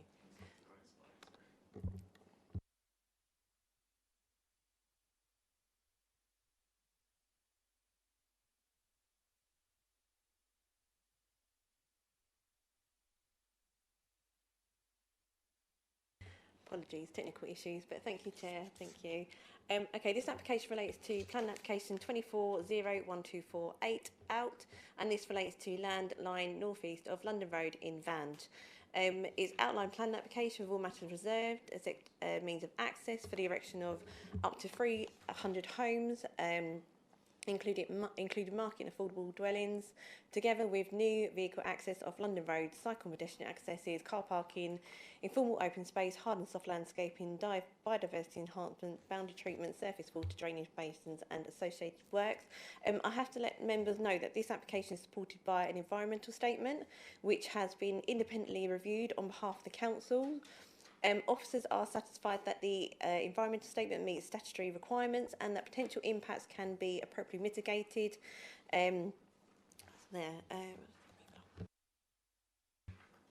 The slide before you shows the site location plan. The site comprises approximately 20 hectares of agricultural land located to the northeast of London Road. It's bounded by existing residential development to the south and east, Basden Golf Course to the north and commercial uses to the west. The site lies within the Greenbelt and includes the Tomkin Farm Meadow Local Wildlife Site, as well as several public rights of way running through and along the land. The site is currently open and undeveloped with established hedgerows, trees and pastures. For you is the aerial photograph. The aerial image highlights the site's predominantly open character, agriculture fields, hedgerow boundaries. Along the western boundary of the site includes residential building stables and some small industrial sites. So that's sort of adjacent to the home base site. That is currently vacant. This site for you just shows some photographs of the site. There are some, as I said, buildings on the site. That is a residential. There are some buildings that are used for car garages. There is currently horses that do graze the land as well, and menages as well as football pitches. So it's sort of a real mix at the moment on part of that site only. This one is the proposed site plan. It shows a scheme which is seeking 300 dwellings.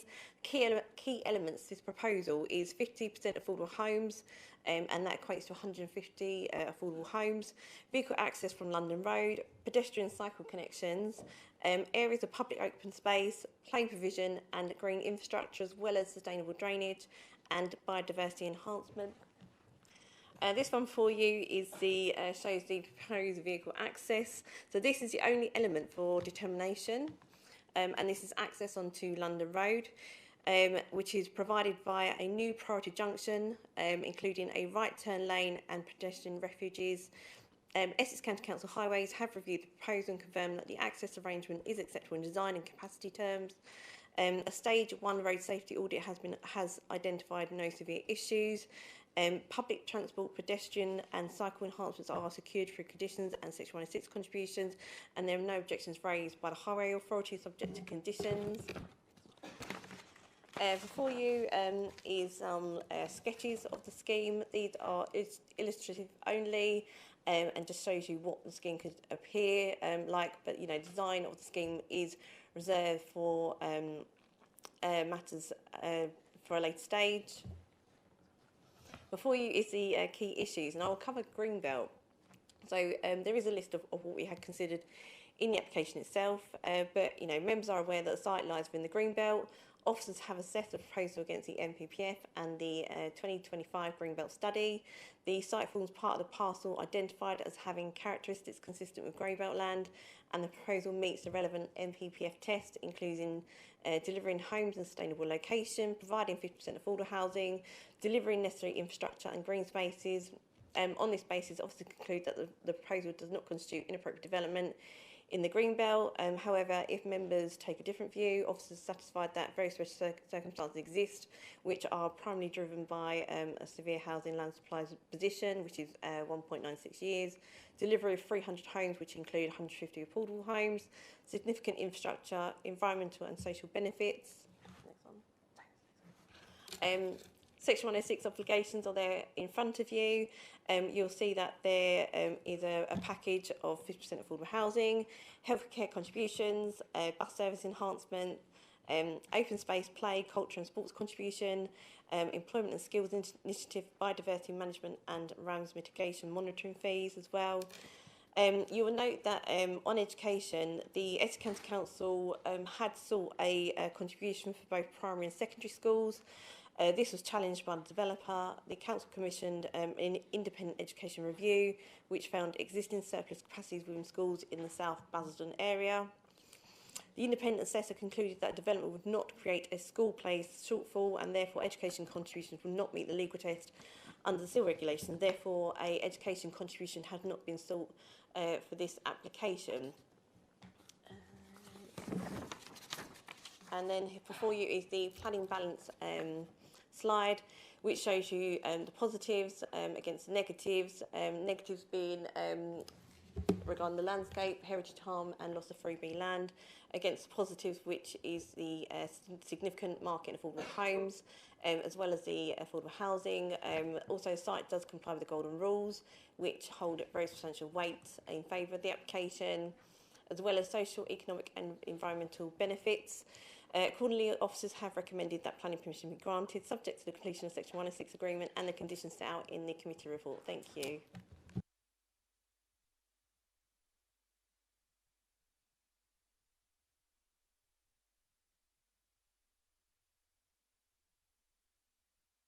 Thank you. Clarifications. Sam. Thank you, Chair. Just in regards to the Section 106 contributions, you mentioned the education element of it was pushed back on by the developer. How much did the council seek to get from the developer for that particular Section 106 contribution?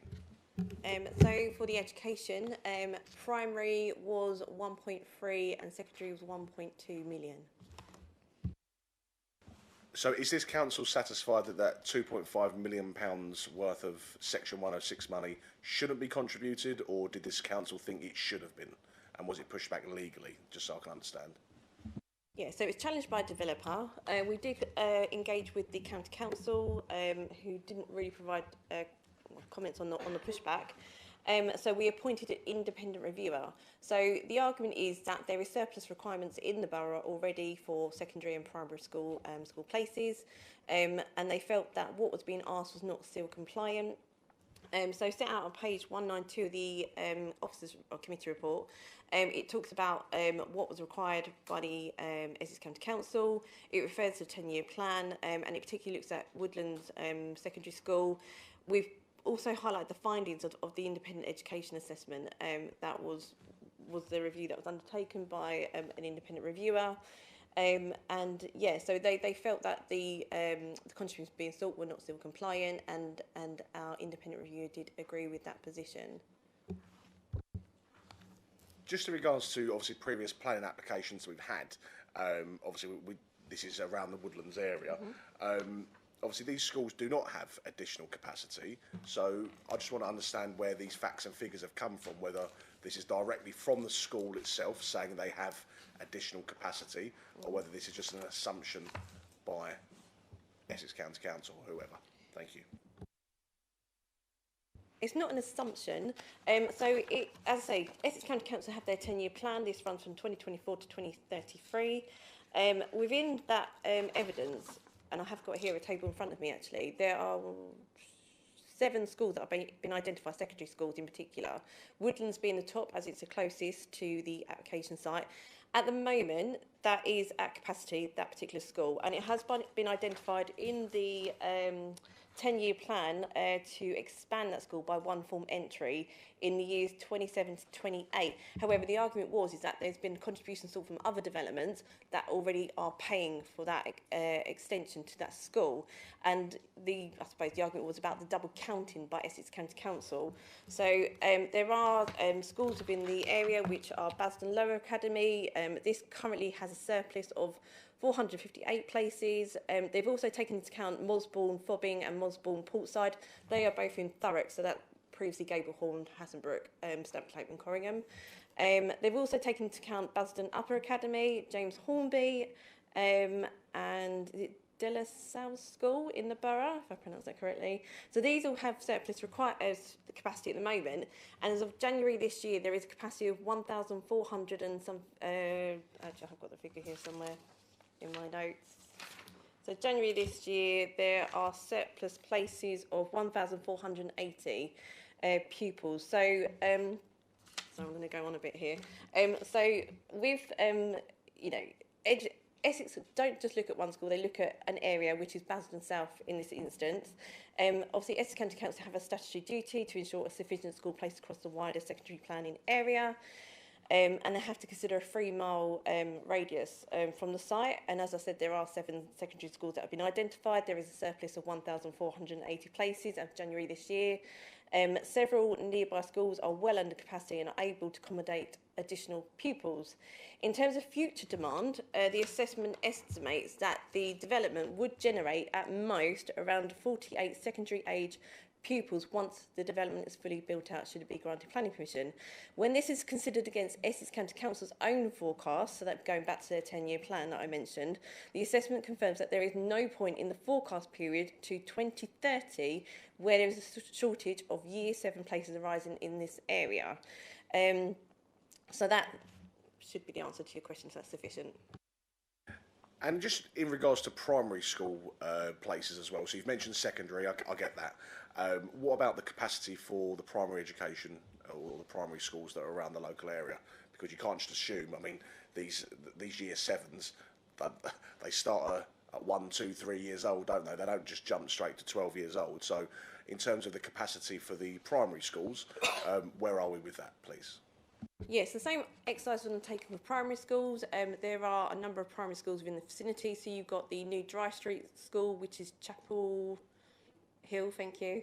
And then you've got Bardfields as well. You have got another school which is behind, or not far from Woodlands actually, I can't remember the name of it. But there are a number of primary schools within the area. And it was the same. That was concluded for the primary schools that there is surplus requirements in this area to accommodate primary school children from the development in year 2030 should get granted planning permission.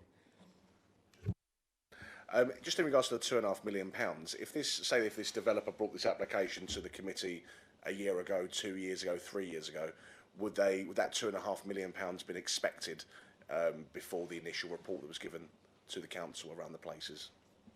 Should this have come forward a year ago, so we looked at, well, I say we, the independent assessor looked at a number of Section 106s that have been granted within the past so many years. So Gardeners Lane South being one of them, Craylands and Friends, which is a Beechwood regeneration area, Langdon, which is the car park 14, you've also got Langdon Shopping Centre, Dunton Road, which is, Dunton Road, so there's 300 units along there, and also Dry Street. And so they've looked at these applications which date back from 2012, 2021, year 20. So, so let's say for the past, since 2012, we've taken quite a substantial amount of money towards both primary and secondary schools, towards the schools in the Basildon South area. So I think the same conclusion would have been reached if this application was come to committee about a year ago.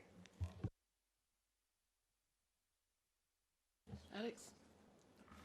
Thanks, Chair. Just a very small point that you don't need to come back on, and then I've got a much bigger one that be good to discuss. But on the agenda on page 116, it says that the wards in Pitsea South East. I believe this one's actually in Nethermain.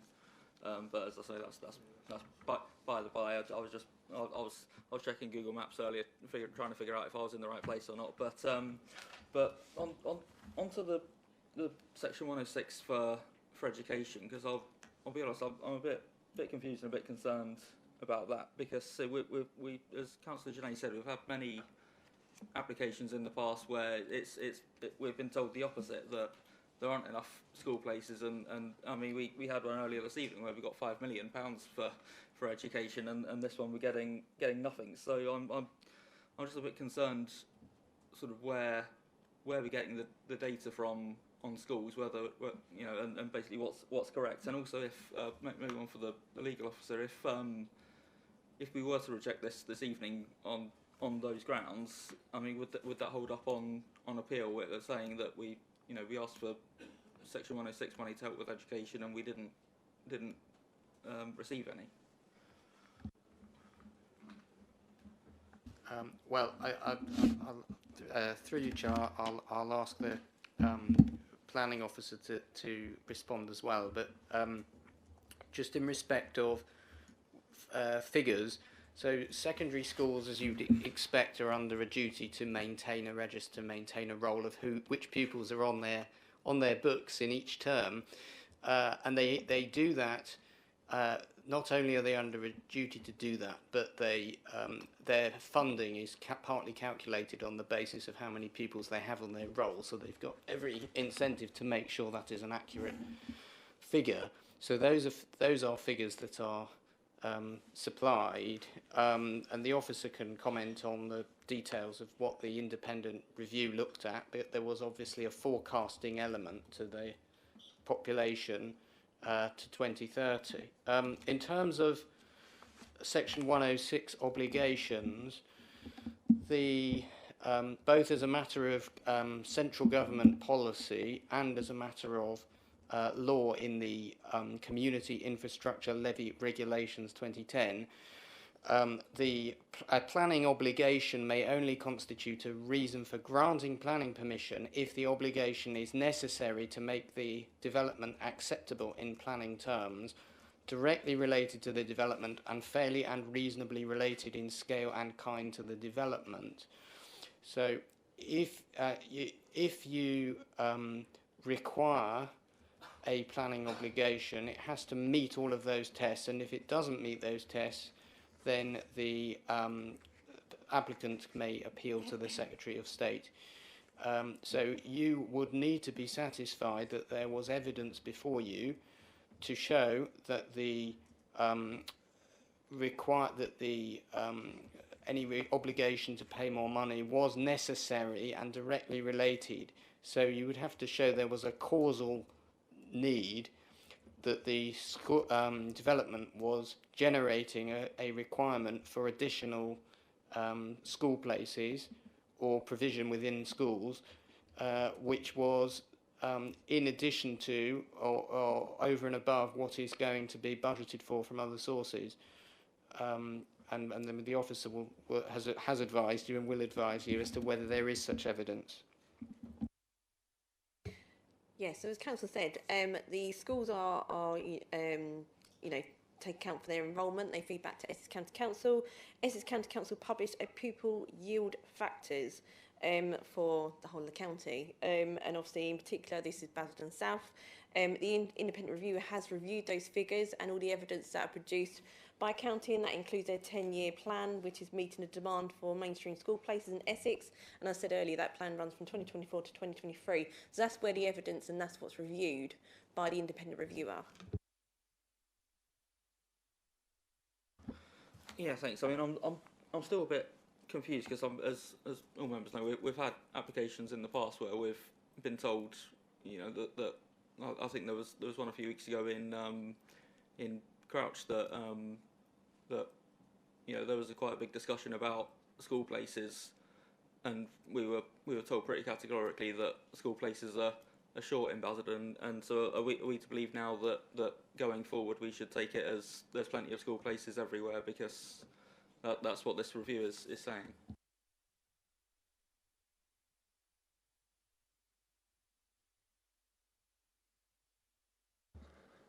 Yeah, sorry, Chair. I was just going to provide a point of clarity and for all members. That's particularly why that we assess each application on its own merits. In this instance, there was a challenge against the requirement,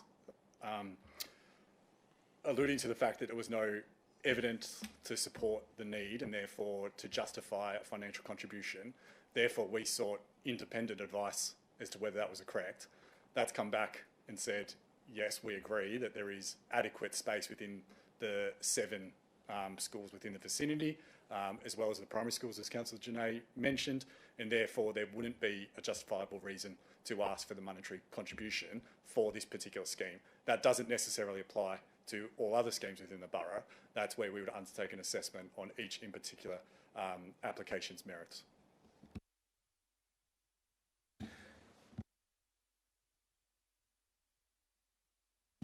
I think as well we also need to take into consideration that this council bangs on about the fact that there's not enough places for SEND children who require local schools. £2.5 million would be a good start towards a brilliant SEND school in Basildon.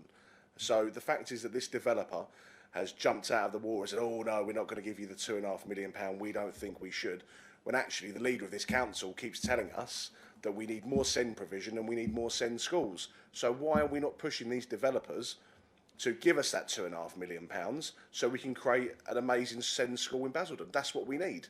So for us to be told, oh, there's sufficient places now compared to 2 weeks ago. I don't know what changed, but we do need this money. We need this money for education, because it's the only thing I can agree with the leader of the council on, is that we do need more SEND schools, and this council should be doing everything it can to get every single penny it can for these children. So I'm not satisfied with the report from Essex County Council on that particular perspective, because we do need more schools, and there's just not enough. There's just not enough SEND provision around. So, is there any chance that we can push this back to the developer to get that £2.5 million? Because we would be not doing a great job by our residents if we sit here and allow this application to go through with £2.5 million on the table. Thank you, Chair. Yeah, so as the legal counsel pointed out, for the authority to ask for that financial contribution, it needs to be compliant with the legal framework, and there needs to be a demonstrable need that is instigated from this development. At the moment, we've got advice from independent consultant to say there is no demonstrable need. So therefore, we would not be in a legal position to ask for that financial contribution. And just in regards, say if we was to go back to the developer and ask for this £2.5 million, what does the process look like in terms of trying to get that back to the table? Is it a costly legal process, or is it something that we can just have a meeting over to see whether we can get them back to the table? Thanks, Chair. Yeah, I mean, a Section 106 agreement is a negotiated agreement, but there needs to be a sound legal basis for us to ask for that contribution, as I mentioned. At the moment, we've got an independent consultant's report saying there is no legal justification to ask for that financial contribution. Therefore, the applicant would be well within their rights to push back on that, and we would not be in a position to able to compel them to sign that or ask for that. That is the position we're in at the moment. So the position of this council is that we don't no longer need Section 106 money for education. So as far as we're concerned, there's enough money in the pot for the next 4 or 5 years to sufficiently fund our educational needs. Is that the position of the council? Because I'm still very unsure about the report that Essex County Council have given, but also on the fact that not county, whoever it is, whoever's given the report, I'm still not happy with it, because £2.5 million in education, that's a lot of money. It just doesn't sit well with me. I don't know whether it sits well with other councillors on the committee, but it's definitely ringing alarm bells for me, especially when, again, as the leader of the council said, we need new SEND schools, and £2.5 million is a fantastic start. And if we can push back to the developer, bring them back to the table and say, look, this is what we want, this is what we need, why don't we give it an opportunity? Why don't we give it a chance? Thanks, Chair. Yeah, as previously mentioned to the other member, we need to consider each of the applications that come before us on their own individual merits. In this particular instance, there is no demonstrable need or legal justification for us to ask for that financial contribution. We would not be in a sound legal position to go back to the applicant and try and negotiate that. But with the greatest respect, Section 106 money doesn't always go back into the specific area that is required. So it could go across the borough. So in regards to the educational need across the borough, we need new SEND schools. So we need that £2.5 million. Thanks, Chair. Yeah, so the financial obligations which are entered into for this particular application are only to mitigate the impacts of this development. So they need to be spent within the area of this scheme to mitigate the impacts of this particular development. Can I just get some clarification from the legal officer on that, please, regarding to Section 106 contributions and where it's spent within the vicinity of said development, please? Councillor, I'll take a different approach. We'll just to try and explain it. I'll just take a step back from this particular scheme. The basic point is that the requirement to require funds from a particular developer has to be in order to mitigate the harms that the externalities that the particular development would cause on its local area. So whether that's a contribution towards, there's other types of contributions towards playgrounds and other things as well, but it has to be causally related to how many children there are going to be in this instance from a particular development, and what requirement for school places this will generate. What it can't be is it legally is not permissible is to say the council has less shortfall of X million pounds in our budget for education, therefore we're going to demand it from a particular developer. The reason for that is if you do that, it has to be, if it's not directly linked to that scheme, it's unlawful because it's arbitrary, because it's making demands of particular businesses or particular sites rather than paying for it out of general taxation. It's not a tax power. So any particular business that needs a permit or a licence from the local authority can't just be held over a barrel and told you must pay X million pounds because we the council need money. That isn't how it works. So, but there is a statutory framework and there's a policy framework in particular for this particular power, Section 106. And as I say, it has to be directly related in scale and in kind to the particular development that's being applied for, and so there has to be that link. And so, if you're in a realm where the authority believes that more is required, it would have to refuse planning permission for that reason, and the developer then has a right of appeal to the Secretary of State. And if the authority is found not to have an evidential basis for refusal, then it may be penalised in costs on the appeal. But I mean, that's the framework, and that's the point. So as I say, I've taken you to the test that needs to apply. So I would urge members not to think in the generality about the whole borough and what funding requirement there is, and then seek to maximise how much can be demanded. The question is, for each particular scheme, on its own particular merits and how many children it's going to accommodate, what need arises, and that's how these contributions are calculated. So if there's already enough funding in the kitty because other schemes have paid money in, and there's surplus places, which is what the officer has said today, then this scheme doesn't require more money because the places are there for those children. So I mean, that's the evidence that's in front of the committee. So I think that's the most advice I can give. Is that helpful?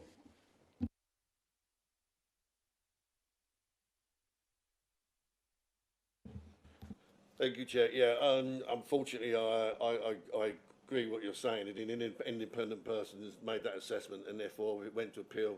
It's not the council doing it. It's not somebody else, the developer doing it. It's not actually the county council doing it. It's an independent body doing it, which I'm sure they would look upon more favourably in that situation. Doesn't mean I like that, but I'm just saying that's a position. Regarding the 106, I mean, we have been told, to say recently, that we're full. Basically, the schools are full. So what you're saying, if they're saying they're not going to give us any money because there's already sufficient money in the pot to build a school, I assume, or something like that, or put extensions on the school, they go, where are they going to go? Because all this 106 money, as I understand it, does it not get pulled? Maybe I'm totally wrong. It gets pulled to a degree where they decide where eventually there's enough money to build a school and whatnot. So can you see clarification on that, please? So there is a statutory regime that restricts the amount of pooling of funding for that comes from particular development. So I mean, currently it's set out in Regulation 123 of the Community Infrastructure Levy Regulations 2010.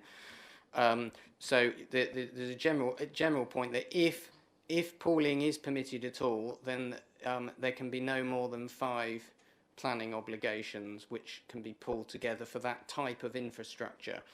Again, it comes back to what is the school place demand that's generated by this particular scheme. So we're not in a situation where we can say we have a shortfall globally across the borough, therefore we will take a contribution. It has to be related to the particular development and what schools are in the particular vicinity of this development, and the evidence has been that this has been disputed and it has gone to this independent assessor who has looked at it, and the officer's given you figures. Okay, yeah. So this fund that there is, if it's all come from a specific area, like maybe 4 or 5 developments that are coming, you've got £1 million in there, so that will be ring fenced for those areas where they need more education. Is that what you're saying? Because it stays within the actual area you're talking about. So for argument's sake, you needed 40 million, and you get so many millions coming from all these developments in the same sort of area. That money will be ring fenced, because we just heard that it can't go outside the area. That will be ring fenced to actually put a school, if need be, when all those developments come forward.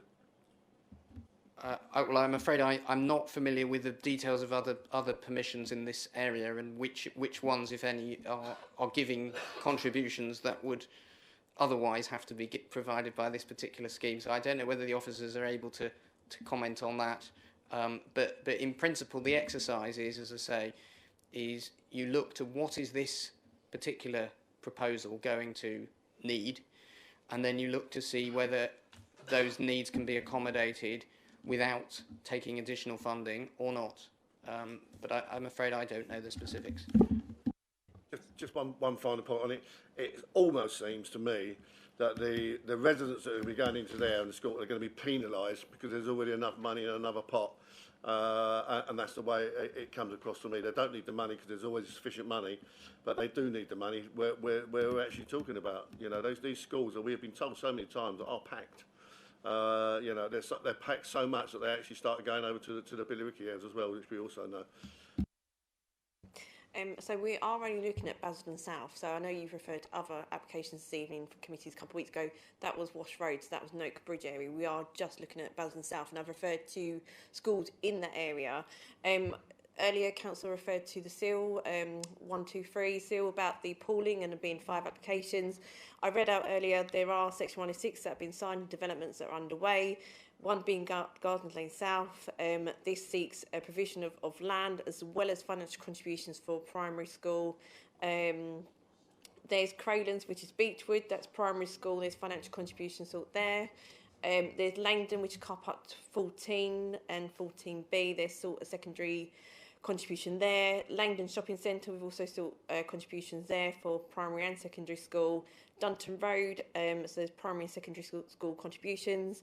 And there is Dry Street, but obviously that backdates to 2012, and that was for land, which is obviously the school's been built already. So there is actually 5 developments there that have been identified, which will all pool into that pot. And obviously the council has been quite clear there can be no more than 5 developments that can pool into one pot, and that relates to Basildon South area, this area that we're looking at only. So I hope that clarifies that.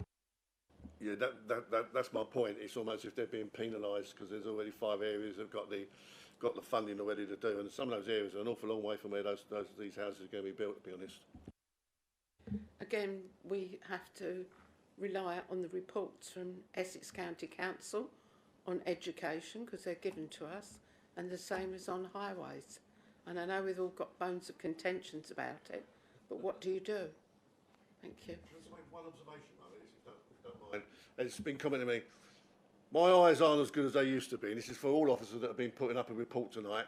The planning balances are getting smaller and smaller. They're getting hard to see. Can you actually make sure we can see them in future? So I'm not the only one that's noticed it, believe me. Thank you. Mike? Yeah, thanks, Chair. So, sorry, on education again, Katie. So I think the confusing thing, being specific here, is we've had an application in Mandeville Way for 300 homes that's got a significant education contribution, and one off London Road Vange that doesn't. Now, you mentioned something about a 3-mile radius. Katie, can you just talk us through that? Because I think I'm right in saying that Mandeville Way is considerably more than 3 miles away from London Road Vange, but... Yeah, it is. So the 3-mile radius comes from guidance, and it's about how far children of age 8 and above would walk to school. So that's a 3-mile radius that children would walk to secondary school, and that's what that's based upon.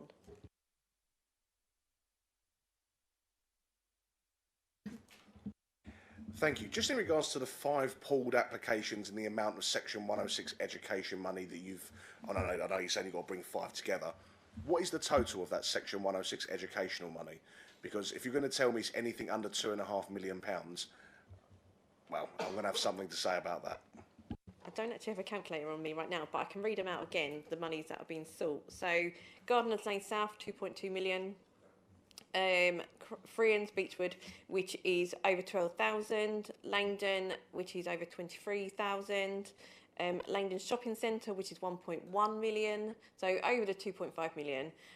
We've got Dunton Road, which is over 17,000 for primary and over 23,000 for secondary.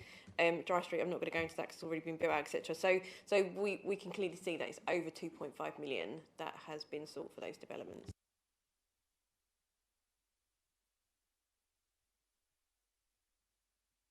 Right, I'm going to ask a question not related to education now. So, Katie, can you just confirm that the public footpaths which run along the north and eastern boundary of this site will remain open? Yeah, apologies, I don't have control over the presentation. But yeah, so the question was? Yes, so it is. So if I did draw them on there earlier, because I knew you asked this question last night, and I doubt you can all see that from here, so I will get up and show you.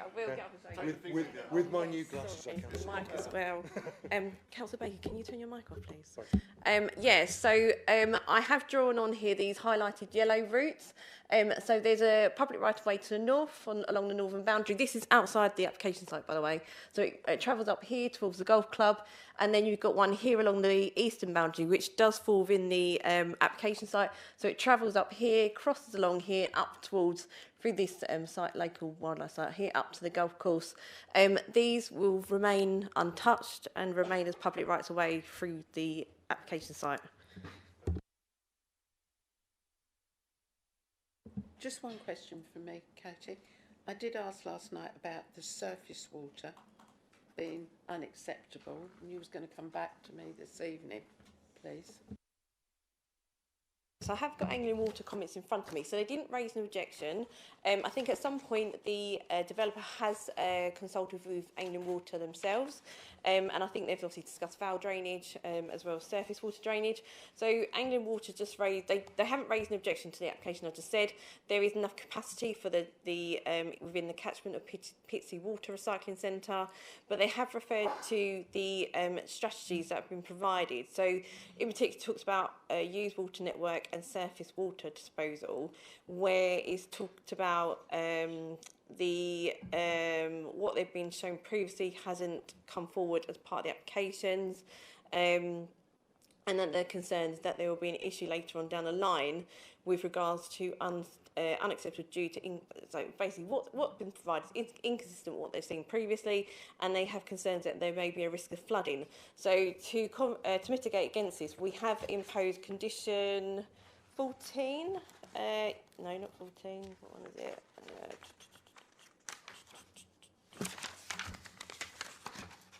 Sorry, I did a highlight earlier. So condition 17 talks about no work shall take place until a detailed surface water strategy has come forward, and condition 15, which also talks about foul water drainage. So these conditions have been recommended and for this site to overcome the concerns that have been raised by Anglian Water, and especially as part of condition 15, they have to it has to be improved in writing by a local planning authority, but it has to be done in consultation with Anglian Water. So should those developments come, further details come forward, we will then consult with Anglian Water. But yes, it wasn't an objection as such, it was just to raise a concern that what they've seen previously was inconsistent with what's been submitted this time. So therefore we have recommended conditions. Thank you. There's no more clarifications. I'd like to call on item 5, Ryan Walker, please. Would you like to come forward, Ryan, and press the red button on the front?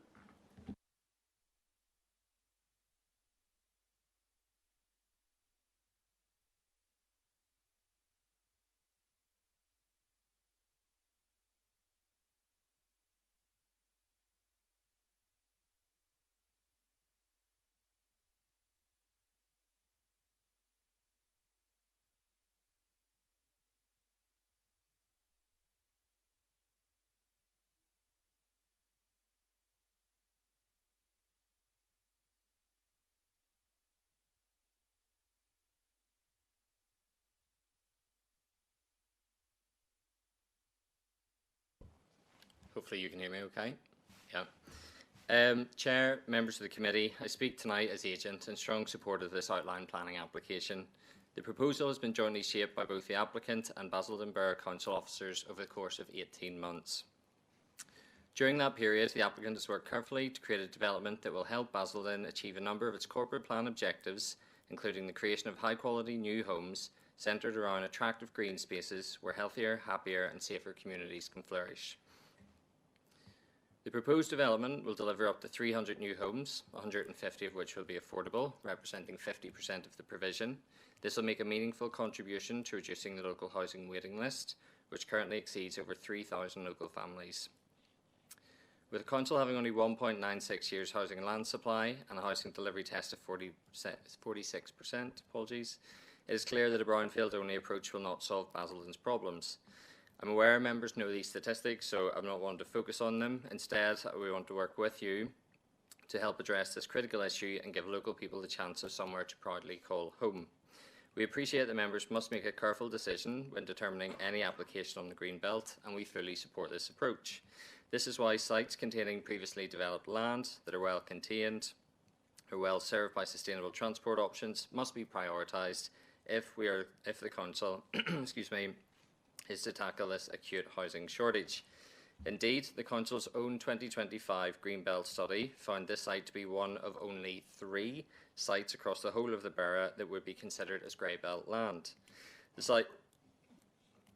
site is described as already urbanised, does not project into the countryside and does not create sprawl. Instead, it sits logically along London Road, which already defines the southern edge of Basildon, and in short, does not strongly serve the fundamental purposes of the Greenbelt. Therefore, it must be determined in accordance with Greybelt policy, of which it fully complies. When considering the sustainability of the site, it's extremely well served by existing public transport. The nearest bus stops are located on London Road and Nether Main, providing residents with frequent services to key destinations including Basildon Town Centre, Lakeside, Grays and Stamford Le Hope. Turning to technical matters, there are no objections from any statutory consultee. Apologies. From Highways, Essex County Council raised no objection, having fully assessed the comprehensive package of technical information, including trip rates, highways modelling and road safety matters. In terms of flood risk, the site lies in flood zone 1, with sustainable drainage incorporated into the heart of the design. In terms of agricultural land classification, the site is classified as subgrade 3B, therefore it would not result in the loss of any best and most versatile farmland. Alongside the 50% affordable housing, the development will provide over 24% of the site as open space, and when incorporating sedge and hedgerows, goes up to 60%. These are spaces that can truly be enjoyed by all young people and families, including future residents and the surrounding community. In terms of financial contributions, a package has been agreed which includes an £800,000 contribution for an enhanced bus service linking Mayfair and Festival Leisure Park with Pitsea train station and Basildon Hospital. Finally, I appreciate I'm out of time. If I could just finish this last bit, that would be appreciated. Thank you. Members, we believe this is a non-contentious proposal. Public interest has been extremely limited, with only 3 representations submitted. These have been carefully considered and addressed in the officer's report. The officer indeed concludes that there are no justifiable grounds for refusal, and we concur with this position. I respectfully encourage members to determine the application positively this evening, and I thank you for your time. Thank you, Ryan. Now we go back to members. Anybody? Sam? Thank you very much, Chair. So, as I laid out earlier, in regards to the £2.5 million, okay, this is education money that this council needs. This is what residents need, and this is what children need of this borough. It's been stated publicly that we need more SEND schools, okay? There's not enough SEND provision in the local area. And any Labour member sitting on the committee tonight that is minded to approve this application, all I would say is the leader of this council has rightfully said that we need more SEND schools. And if you approve this application tonight without that education Section 106 money, as far as I'm concerned, okay, you are doing a disservice to those in the SEND community when we need more schools and more provision. So on that basis, that the £2.5 million is not being supplied by the developer and children are being let down in this borough, I cannot approve this and I cannot give it my backing. Thank you. Sam, you can't mention Labour members. You can't be political. I won't tell you again. Please do not. Any other members wishing to speak? And I think you do, Alex. Thank you, Chair. Yeah, I have major concerns about the education funding here. I think it sets a very dangerous precedent if we start saying that major applications of 300 homes can get passed here without any contribution to the local education system. Regardless of how many spaces are needed, you know, I can't think of any reason why a school would turn down £2.5 million to improve education in the local area. And I think if we start saying that, oh well, you don't need education funding here, but you do need it over there, then that sends a dangerous precedent. Frankly, if a developer wants to build 300 homes in Basildon, then they should be contributing to the local education, frankly. And yeah, so I'm deeply concerned about that. Yeah, it's something that yeah, I'll listen to everybody else, but right now I'm not happy with this, and that frankly the applicant knew that there were concerns about education from the first half of the debate and didn't address them when he was speaking. So yeah, that does raise concerns for me.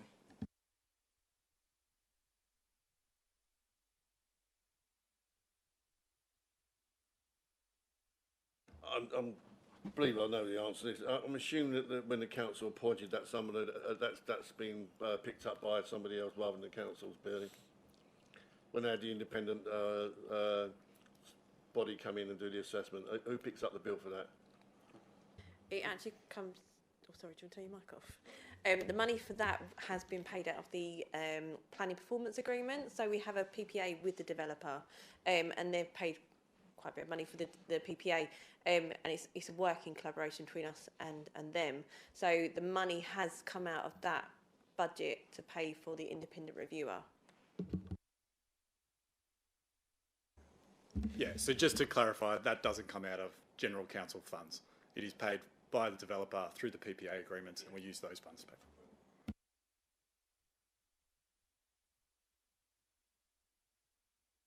it. Thank you, Chair. Yeah, so can I just confirm then that with the officers, if their view is that if this application were rejected on the basis of the educational contribution, that if it went to appeal, it's likely that it would be approved on appeal because of the independent data available to us?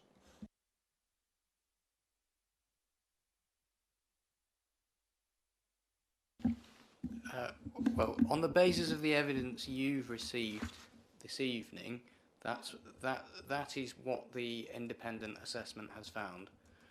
So, unless the situation radically changed, or there was some reason to doubt that report, there wouldn't be any evidence to justify refusal purely based on the wider need for £2.5 million.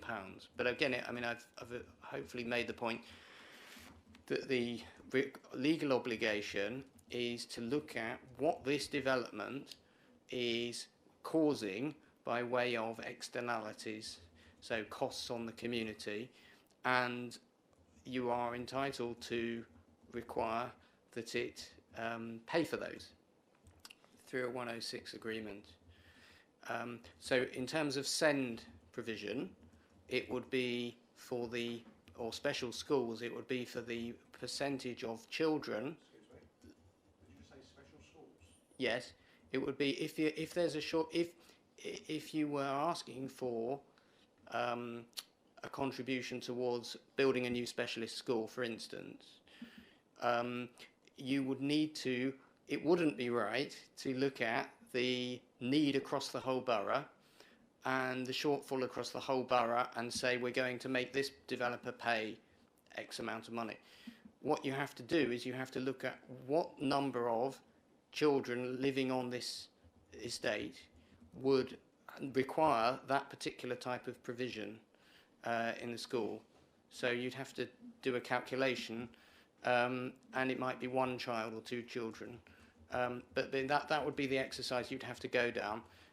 And again, you look at what is available in the area. So with the assessment has looked at primary and secondary, and you see is there a surplus or not? And the advice that you've been given is that there would be a surplus. So that's just the position.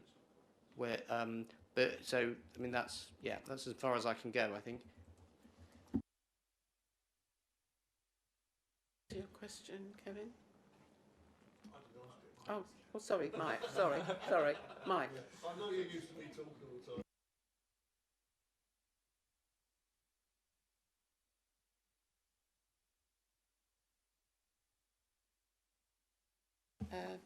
Which is that planning application number 24 01248 out be granted outline planning permission subject to the completion of a 106 agreement as set out in section 6.0 and subject to the conditions set out at the end of the report, with any minor amendments that might be necessary up to the issue of the decision notice to be delegated to the Assistant Director of Planning for approval.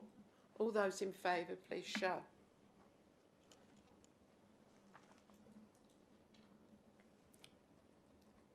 All those against? Abstentions? So, I think it fell, so we need some reasons why it should fail. We don't trust the independent report. We want another one. We need a... Hold on. No, shall we take 5 minutes to...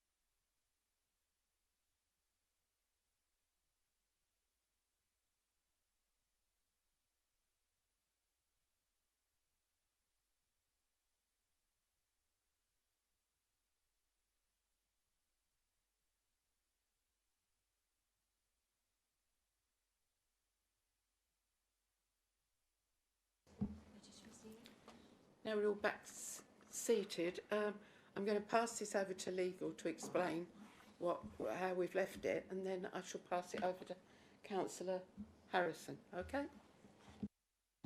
So, my understanding is members are going to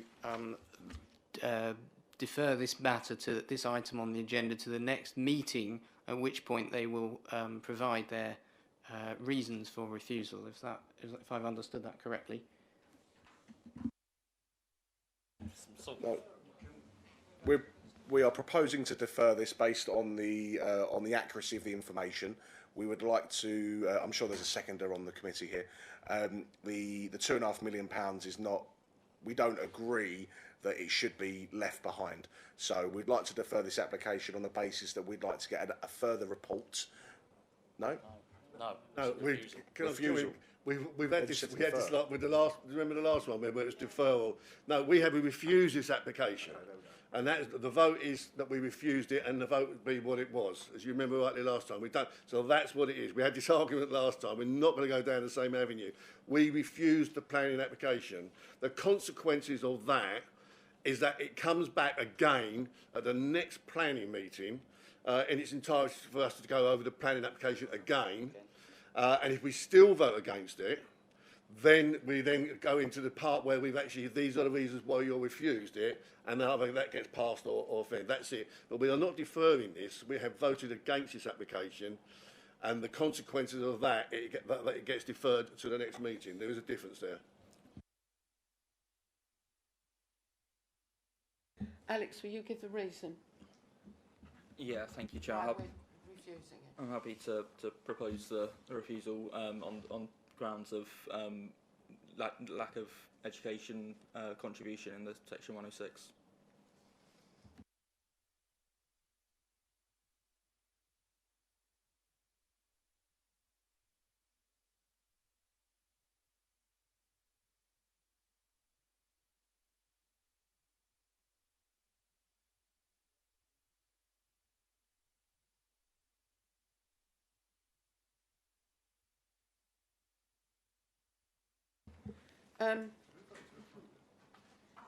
Can we go on to item 6 on the agenda?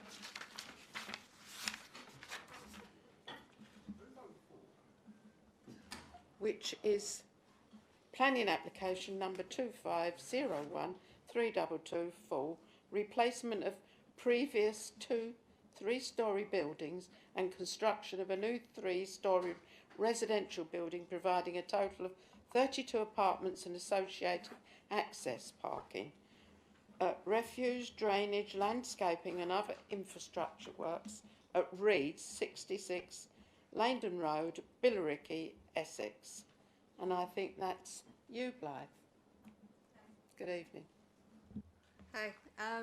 So this is a full application for the replacement and redevelopment of the previous 2 3-storey building at Reeds at 66 Langdon Road, and construction of a new 3-storey residential building providing a total of 32 residential apartments and associated access, parking, refuge, drainage, landscaping and other infrastructure works. The site is located on the western side of Langdon Road with the junction of Quilters Drive occupying 0.34 hectares. To the north of the site is Billericay High Street. To the north, east and west of the site are residential properties, and to the south is a children's nursery and a drama school. The site is located within the Billericay Conservation Area and is identified as a building of local interest and is known as a non-designated heritage asset. The application has come in following further fire damage to the site in 2024, making the original application not possible to be built out, as more elements would need to be replaced. However, the resulting buildings would be the same as the previously granted scheme. This is an aerial view of the site with the parking areas to the west and rear of the site. There is a nursery to the southern eastern corner, which is not part of the proposals, and a public right-of-way that runs adjacent to the southern edge, with residential properties again to the north, east and west. Here are some images of the site before any fire damage to help visualise how the site originally appeared. The top image is looking south onto Leyden Road towards the junction with Quilters Drive. The lower image is of the rear of the building. These are some photographs from the site visit from the previous application approved in 2024, offering views to the same junction and of the rear of the site and the vehicle access point. These are some photos of the site in its current state. The top left is from the same junction with Leyden Road and Quilters Drive. The lower image from Quilters Drive to the northern elevation of the building, and the top right showing the rear of the property. As you can see, as there has been further damage since the previous application, meaning more of the building would need to be replaced, requiring a new planning application. And just for fullness, here you can see the car park with the residential properties behind the site boundary where the second building would be located. This is the proposed site plan, showing the location of the two buildings, the bin store to the northern end of the second building, the proposed car parking and landscaping along with other key features such as the cycle parking. There's new landscaping with 25 new trees proposed, which would produce a 12.82% BNG on site. The flats, or bar 2, have their own balcony or terrace area ranging from 3 to 15 square metres in size. This is the proposed ground and first floor plans of the front block along Leyden Road, with some landscaping and cycle parking to the south or to the top of the image.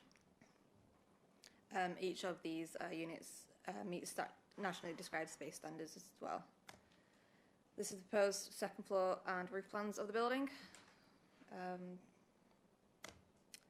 This is the proposed ground and first floor plans of the rear block with the associated bin store to the north of the site, again at the bottom of the image, and rear landscaping.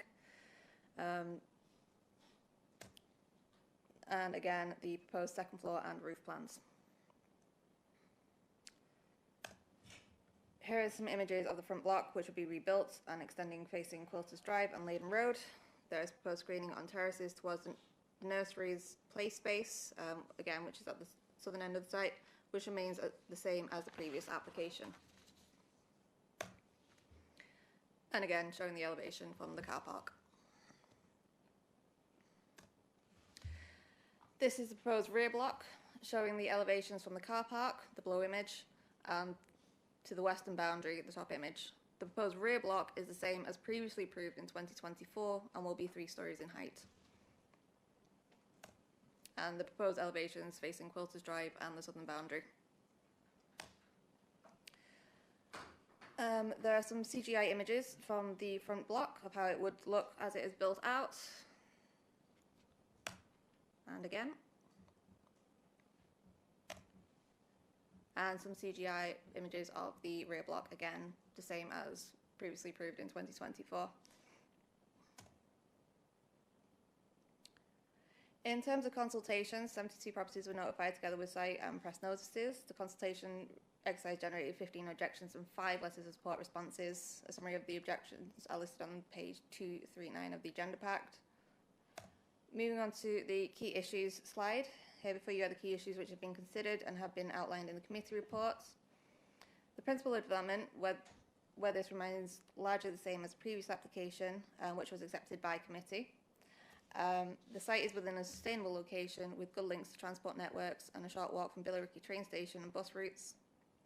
Highways has assessed the transport assessment with the proposal is expected to generate an additional 1 vehicle journey every 7 minutes during morning peak times, which is considered negligible. Additionally, the development would bring back a building of local interest to the Billericay Conservation Area and into positive reuse, and has been assessed by Place Services Heritage Team as not resulting in material harm to the conservation area. This is a slide discussing the Section 106 contributions, which would be varied from the previous application and brought forth to this one. As previously mentioned, both buildings will be built to the same height and dimensions as the previous application. Planning balance. It has shown some positive schemes to it, such as increase in market housing contributions, social benefits, economic benefits, and heritage benefits. The viability of the application was submitted and independently reviewed to the applicant's expense, which concluded that affordable housing would be unviable and therefore no affordable housing is being sought. which is the same as the previous application. However, the council would implement early and late stage viability review mechanisms if permission was granted. As noted in paragraph 65 of the MPPF, states that provision of affordable housing should not be sought for residential development. Should be sought for residential developments that support the reuse of brownfield site, where vacant buildings are being reused or redeveloped, or any affordable housing contribution should be reduced by a proportional amount. As mentioned within the report, a verbal update would be provided regarding the drainage obligations. The agent has worked proactively with the local planning authority and has submitted additional information, and both objections from the lead local flood authority and Anglian Water have been withdrawn. The proposed rewording of this section of the report can be found in the update sheet which has been provided to members. The application is therefore recommended to members for approval.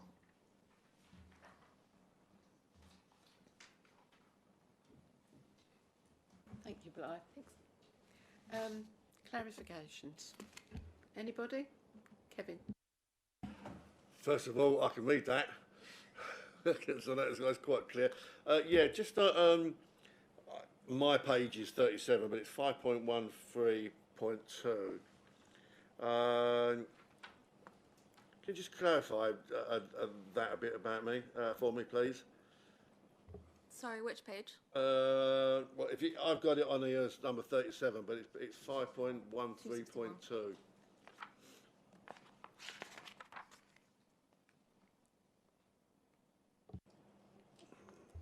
In regards to the section 106 contributions? Oh, that, yeah. Yes. Yeah. As in bringing it over from the previous application? Yeah, that's, yeah. But the council will have apply for an early and late stage viability review. What do we mean by that? That essentially monitors the application. Sorry.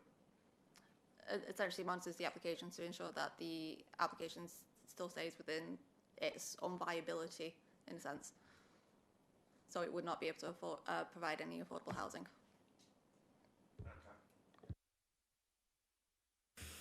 Finally, it's more of an observation on 5.13.8. It makes me chuckle. I've said this so many times. 23,800 for health. This will be used to create additional floor space for the surgery within the vicinity of the application site, i.e. Chapel Street, South Green, Stock Road and Western Road surgeries. I don't know how much that works out between each of those four. It's a minimal. They might get a couple of chairs out of that, mightn't they? With a little bit of luck. But certainly, and I've got no problem with the application itself. But they to me, as we always are, just sweeteners and mean absolutely nothing. You'll be lucky if they get more than a couple of desks and a chair out of that contribution. But I do understand what it is, but it just seems like we keep on getting these, so we can all say, well, this is a benefit to the local community. It's hardly a benefit to the local community, but that's just an observation.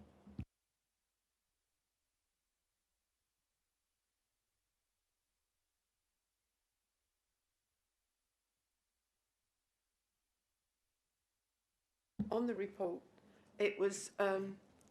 It said a verbal update will be provided to the committee. Yeah, we stay on the presentation usually during clarification. No, someone stops sharing.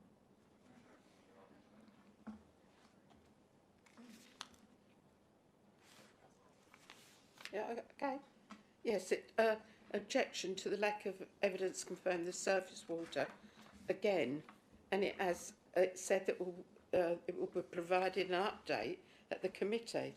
And Essex and Suffolk Water said no response was received, no response was approved on the previous application. And I just wondered, it said an update will be given at committee. So from Anglian Water, would you be able to give me that update, please? Yeah, so the agent has submitted additional information in the way of a sustainable drainage report and a preliminary drainage strategy, which was forwarded on to the Lee Local Flood Authority and both Anglian Water. Both teams have said that the new information that was submitted was sufficient to withdraw their objections. Thank you. Any more clarifications? Yeah, just one. That South Green surgery, is that not the one that went? So why is it on here as if we're going to put contribution to a surgery that doesn't exist? You are right, Kevin. It closed a year ago. Yeah, but it's on here as receiving a contribution from this. 23,800 is going to get some money from it, but it doesn't even exist.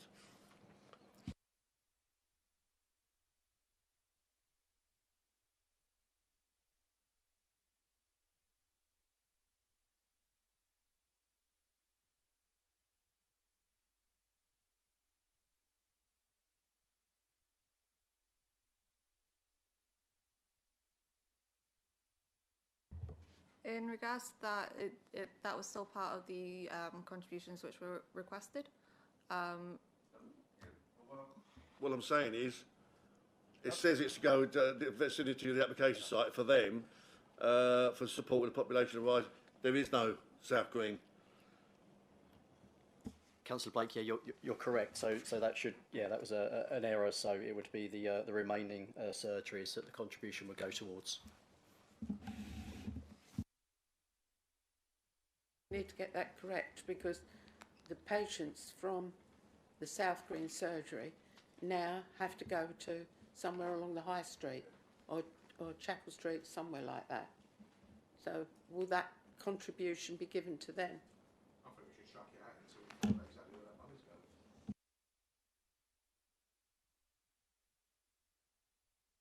Probably go to the two surgeries that have now taken the patients. Okay.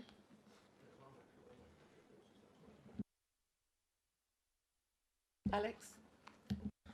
Thanks, Chair. Can we just put the site layout back up, and Councillors Blake and Myers will remember from a few years ago there was quite a discussion about the bin storage, if you guys do remember. Yeah. So can you just remind us where we I don't think you were here at the time, but we spent a good few weeks going over the exact location of the bins. So just for clarity of any doubt, can you please point out where exactly the bin storage is, because this was quite an issue a few years ago. Yeah, so I know I don't have the screen in front of me, but the new bin storage is on the second building at the bottom, but which is the northern end of the site, just opposite the parking. Yeah. Okay, thank you. Yeah, that's fine. Thanks for pointing that out for us.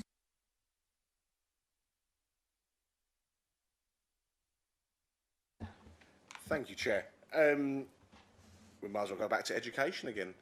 How much are we getting from a Section 106 perspective for education, please?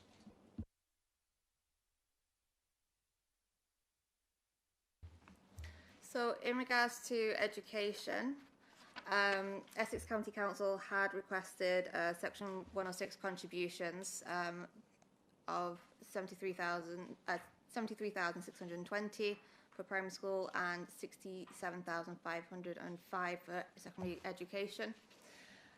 In regards to education contributions, this was mentioned within the consultation response that education contributions were not requested during the previous application, and to request education contributions when the application would create a like-for-like building to the previous application. As there's no material change to the application, the council would therefore cannot reasonably request this contribution.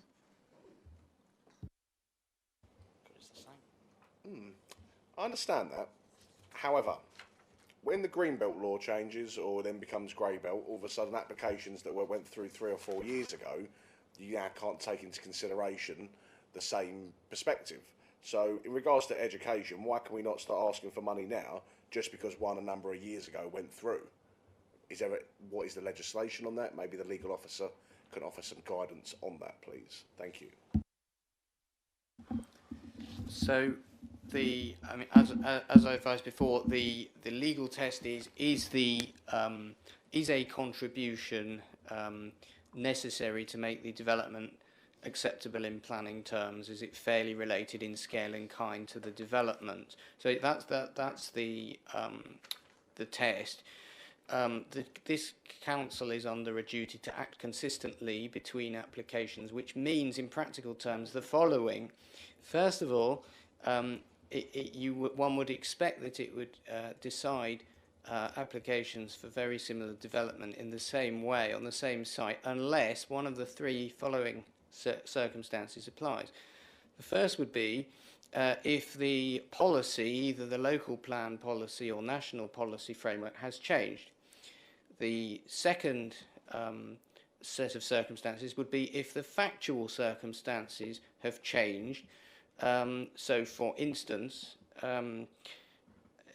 if there's some change in the nature of the locality and the health services in the area, and the third reason would be if you collectively as a committee disagree with the reasoning of the previous committee that considered the previous application, and you're able to explain in what respects you disagree and you've grappled with that reasoning. So it's legally open to the committee to consider that the Section 106 obligations required or provided are not adequate, as long as you explain why. Is that helpful? And in regards to the amount of homes, is it 36 or 37? Is that right? Sorry, could you just repeat that? Could you confirm the quantity of the homes being built, please? 36, isn't it, or 37? 32. 32. So I can see here in one of the tables it says Essex County Council estimates that this development will generate demand of 1.08 early years places, 3.6 primary places, and 2.4 secondary school places. So am I right in seeing here, or what I'm reading, is that there's 4.6, that they expect only 6 students to come out of a 32 property development? Is that what they're trying to say? Because that's well below the birth rate. Thank you. So that is what has been estimated by Essex County Council's education team.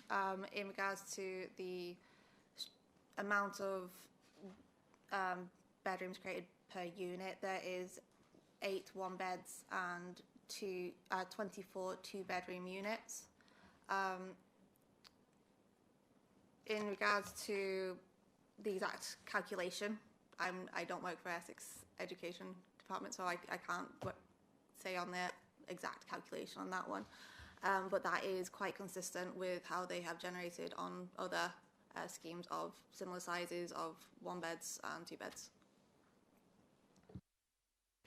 I'm not quite sure if the numbers add up, but I'll take your word for it on this occasion, because it is 32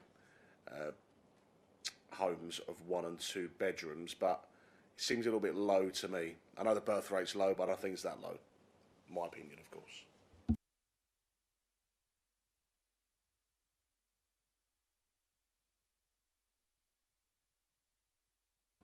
Yeah, thank you, Chair. Just another little pedantic point from me, I'm afraid. On page 239 at 3.2, usually it says how many neighbours were notified. It just says neighbours were notified and 8 letters of representation were received. Do you have the number of how many properties were contacted? Apologies for that. It was 72 properties that were notified, along with additional press notices and site notices.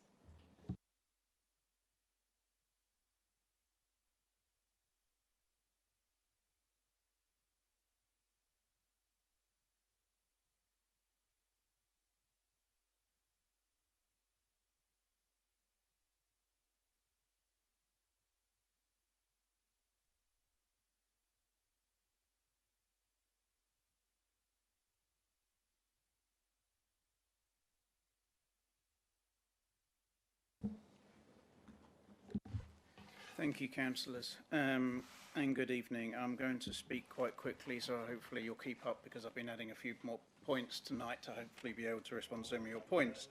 So I know you often listen to all sorts of presentations from planning consultants acting for all sorts of developers.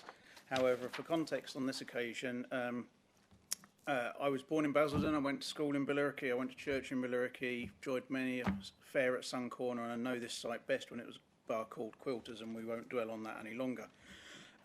Likewise, the applicant is a local developer based in Brentwood and understands what makes Billericay special.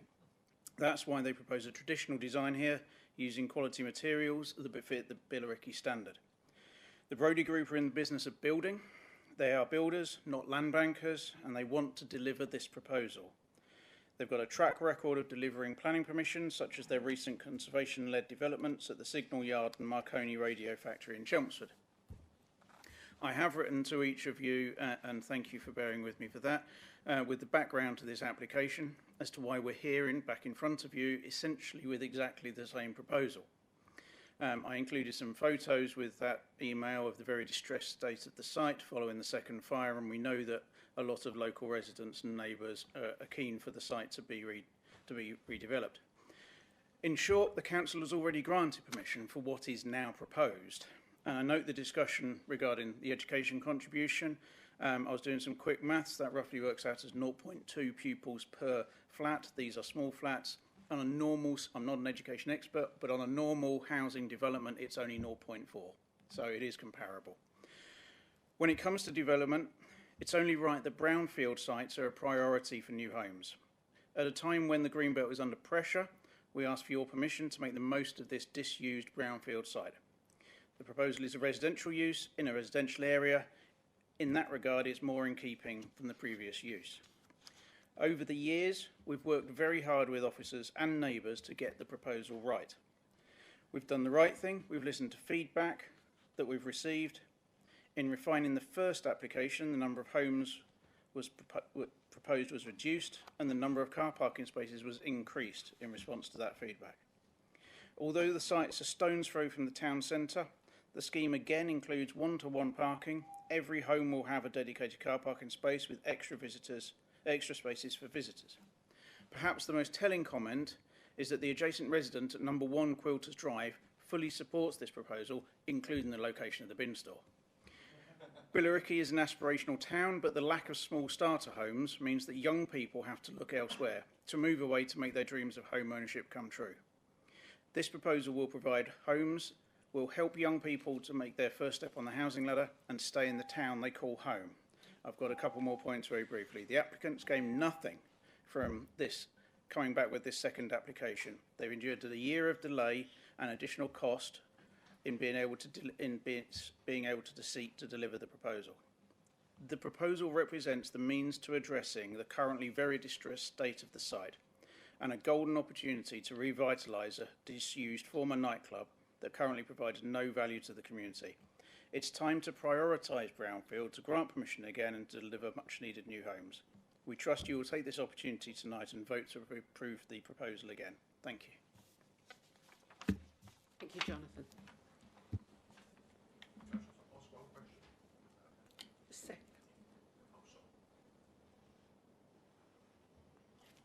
I'll now open it up to the committee. I think you wanted to speak. Sorry, can I just get a clarification in regards to the to where it's situated? It is brownfield, and it's not green belt, it's not grey belt. It is a brownfield site that was previously developed on, and from what I can understand, there was a fire on the complex that was there, right? So fine, thank you. Anybody else wish to speak on it? No? No? Alex? No? No, I'd just like to say something. It'll be great to see something decent there. It looks absolutely awful. So, you know, I'm going to agree with this application anyway. So, the recommendation is that planning application number 25013224 be granted planning permission subject to the completion of a deed of variation of the existing Section 106 agreement to secure financial contributions towards public realm improvements, monitoring existing on-street parking controls, sustainable transport, healthcare, open space, culture, play and sports provision, the local delivery pilot, and employment and skills, early and late stage viability review of the proposal, monitoring fees, payment of the local planning authorities, professional and legal fees associated with the completion of the 106 legal agreement as set out in section 5.18 and subject to conditions set out at the end of the report, with any minor amendments delegated to the Assistant Director of planning for approval that might be necessary up to the issue of the decisions. Going therefore to section 7, which is condition 2, revised plans to include preliminary drainage strategy, and 2201180020 Rev P3, and condition 7, revised wording, page 266, no work except demolition shall take place until a detailed surface water drainage scheme for the site based on sustainable drainage principles and assessment of the hydraulical hydro. So we're adding those to it. All those in favour, please show. I think that's unanimous. Thank you. We go on to item 7. Thank you, Blythe.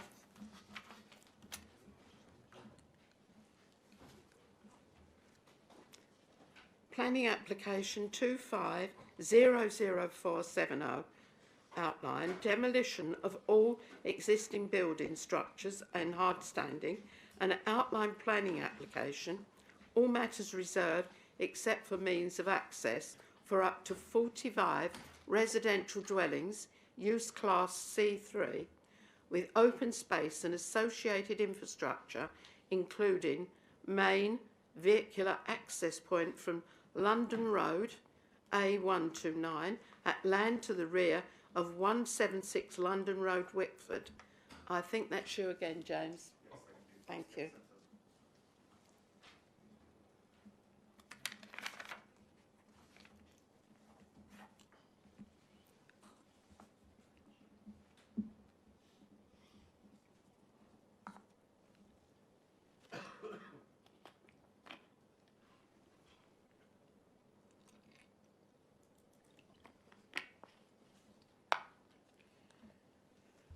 Thank you, Chair. Thank you, members.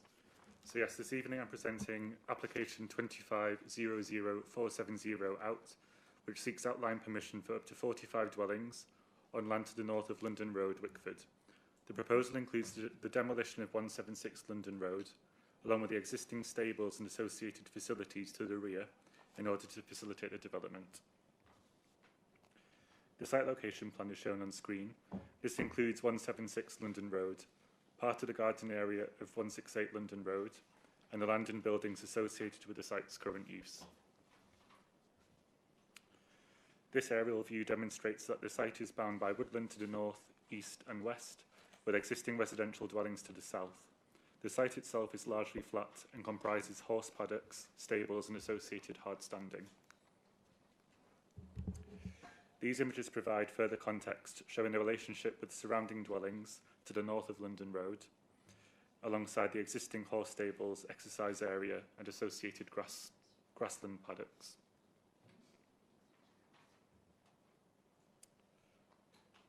And there's some site photos as well. So the application site has previously been subject to a lawful development certificate, with the associated site location plan shown on screen. This confirms that, in planning terms, the site is largely considered to comprise previously developed land.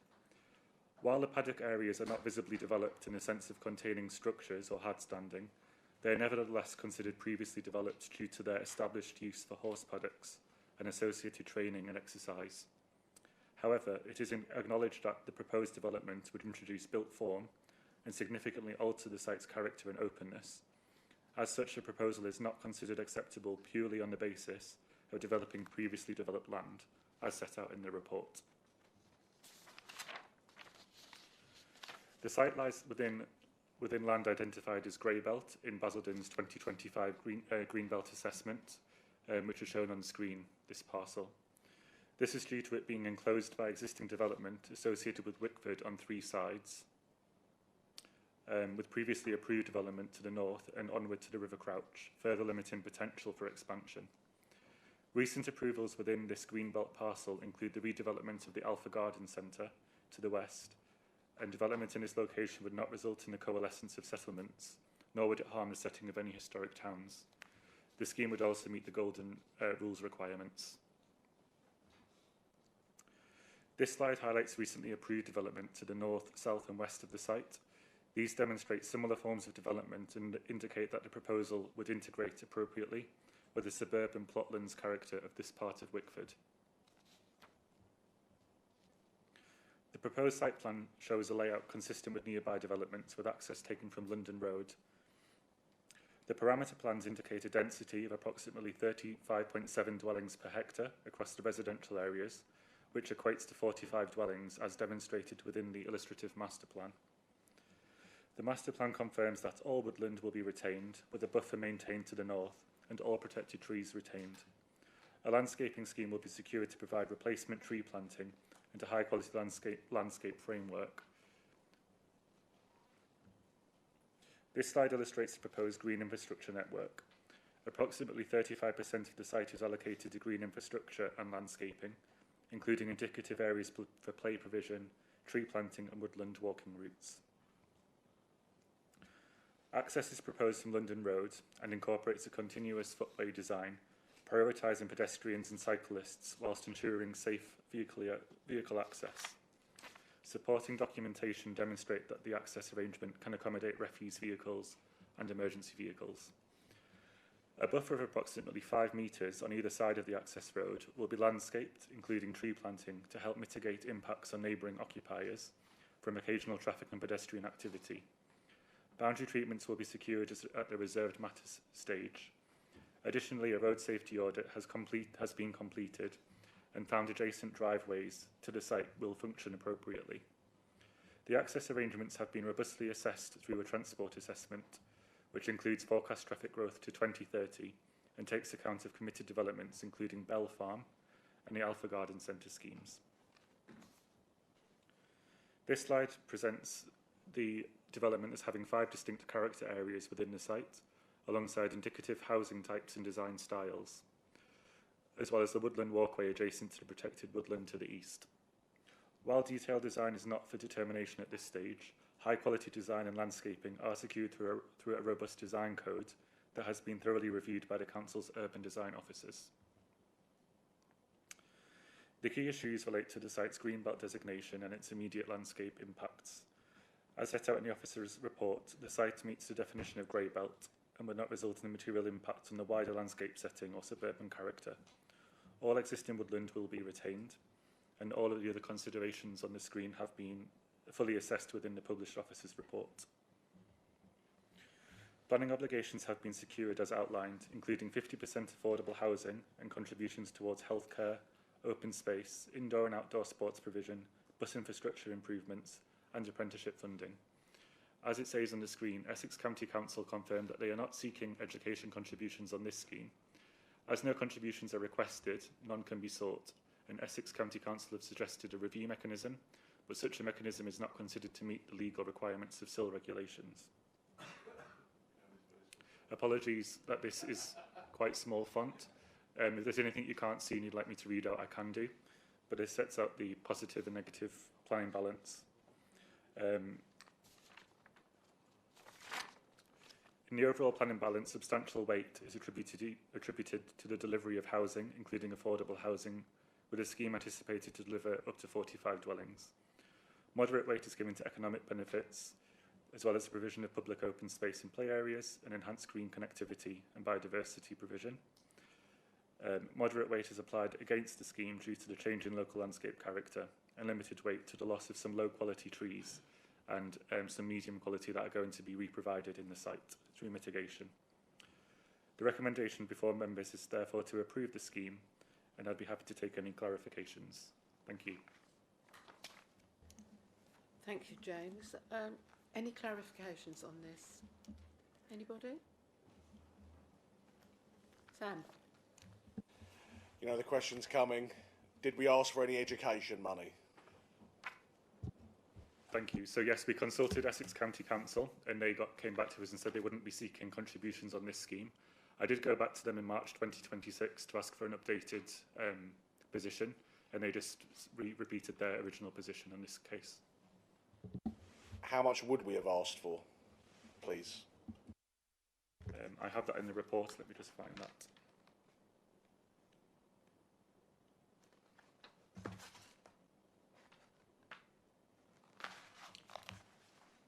So when Essex County Council sent their response, they said that this kind of scheme with this level of delivery of housing would be a contribution of 263,855 on primary school and 241,930 on secondary school. But that's based just purely on the population, and they didn't actually request those figures. They just said that would be the normal calculation. So again, another £500,000 has just got up in smoke because we've not asked for it. Is that right? You did ask for it. So we did go back to them and request what they would want us to seek, but they said they wouldn't be seeking on this occasion, Essex County Council. And what were their reasonings for that? They set out that because of other developments in the area and existing provision, they wouldn't seek that contribution in this occasion. I don't know the exact way or why they calculated that way. So that's why I went back in March 2026 to clarify, but they just asked me to rely on their original response. So are there 5 other developments that contribute towards an educational element of the Section 106 money? Is there a specific reason why? I know you're saying it's because there's other developments, but that's neither here nor there, to be honest. What is the real reason as to why? Or can you provide any further evidence as to whether there's 5 developments that are paying into the Section 106 and that's the reason why they've not offered it or asked for it? So I did go, like I said, I went back to them in March 2026 to kind of seek more kind of clarification, but they didn't provide any further response, unfortunately. So I can't answer that question. Did they say that they're not going to provide you a further response, or did they ignore you? So I got an email back just saying, please refer to the original response.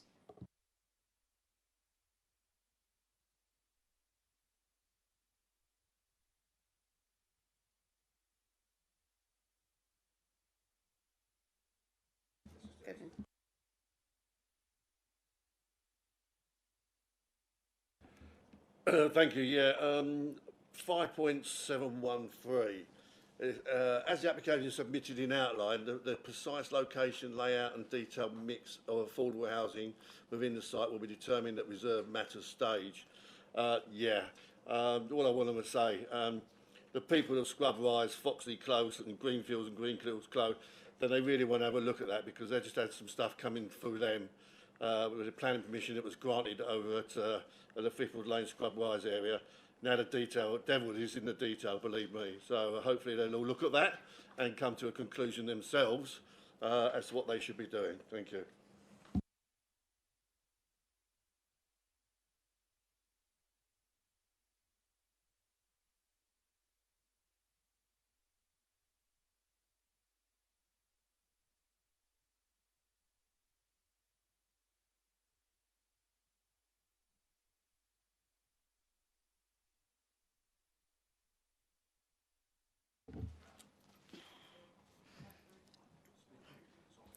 It is hot in here, and I totally agree with you. Hi, I live on London Road. I actually live at 178, so this application will directly impact me. When purchasing that property, I did accept the drawback of living on a main road, but the view from the back of my property and the open space is what made me decide to buy it in the first place. In the section of the report, 5.5.10 of the planning report states that the visual effect of the proposed development would be limited and localised, yet the impact will be quite significant for me and my family and will completely alter the outlook of my property. Also in your report of 5.83 of the report, it refers to existing traffic movements and background noise. My property currently sits 11.6 metres from the main road and the current access road is currently 3.2 metres from my property. I don't believe the extra buffer before the road begins is going to help mitigate any extra noise that is anticipated currently to my property. I also didn't plan to have a property that was on a corner between 2 roads. If I had chosen to, I probably would have been able to buy one at a lot lower price and be fully aware of the associated disturbances of being near 2 roads.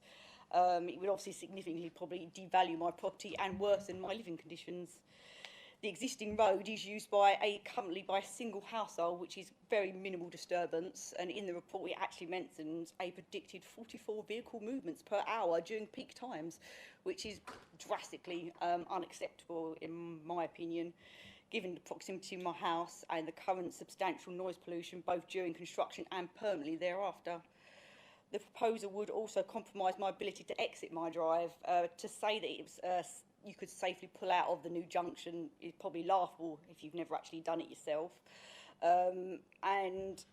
During peak times, it sometimes can take up to 10 minutes to actually pull off my drive to attempt to join the actual traffic. So I do feel that's actually a highway concern.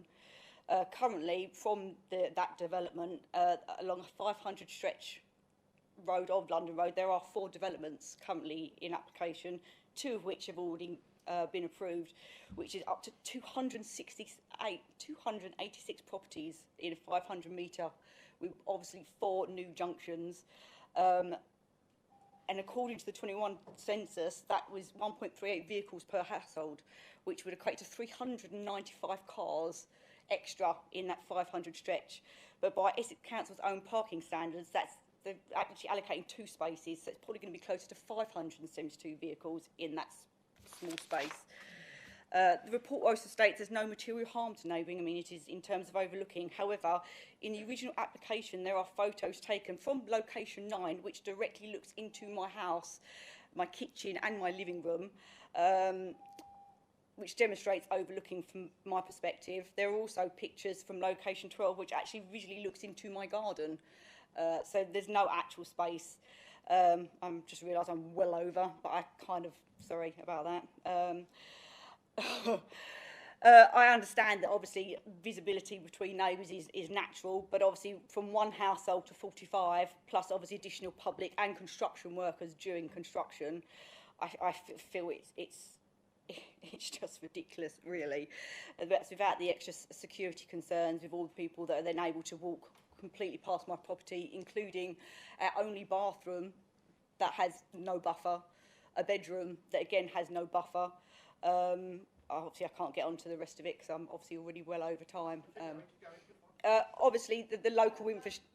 No, I can't do that. I'd have to do that to everybody. We've got to be fair. No, sorry.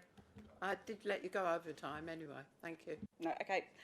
Can I just say I welcome anyone to come to my home, and I can quite happily show you how obscene it would be to pop anything there, really, for safety and privacy concerns. Thank you, Kelly.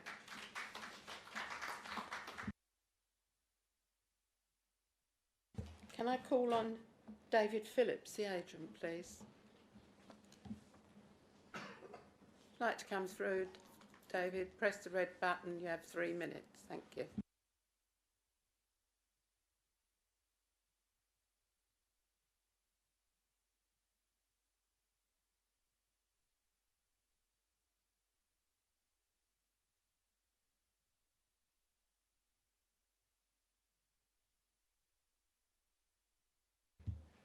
Chair, members of the committee, I am David Phillips and speak briefly in support of this application.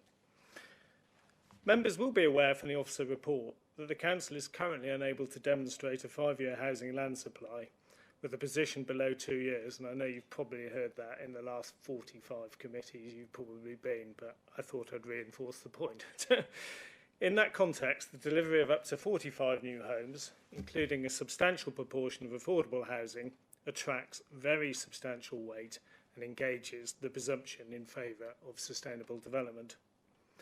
Officers have undertaken a careful assessment against national and emerging policy and conclude that the site is previously developed and also constitutes grey-belt land. It's closely related to the existing settlement, well contained by surrounding development and woodland, and makes only a limited contribution to greenbelt purposes. While some harm to openness is identified, officers are clear that this is limited and localised. Importantly, under national policy, the proposal is not treated as inappropriate development, subject to compliance with the Golden Rules, which officers confirm have firmly been met. These include 50% affordable housing, publicly accessible open space, and green infrastructure, secured through conditions and the Section 106 agreement. Issues raised around traffic, amenity and access have been fully considered and are addressed in the report, traffic levels are moderate, the site benefits from generous separation distances and a substantial landscape buffer, and a Stage 1 road safety audit has informed the access design. Members are also reminded that this is an outline application with matters such as detailed layout, overlooking and privacy to be fully assessed and controlled at reserve matters stage. Indeed, we've gone a stage further than I've done before by agreeing a strategic design code with officers. The level of objection is limited and no statutory consultee objection remains unresolved. Finally, Chair, the adjacent 200 London Road site is now progressing towards delivery, demonstrating deliverability in this location. However, finally, I just would like to just pick up on the point of education because clearly that has become a theme today. But essentially, education is a matter for the Education Authority, in which case it's Essex County Council, and they have concluded that there is no justification for seeking education contributions to primary and secondary education. It has to be reasonably related to the development, as you've heard from legal advice earlier. So, without further ado, the recommendation before members is clear, well reasoned, and I respectfully invite the committee to support it. Thank you, Chair. Thank you, David. Thank you. I'll bear that in mind. I'll open it up to members now.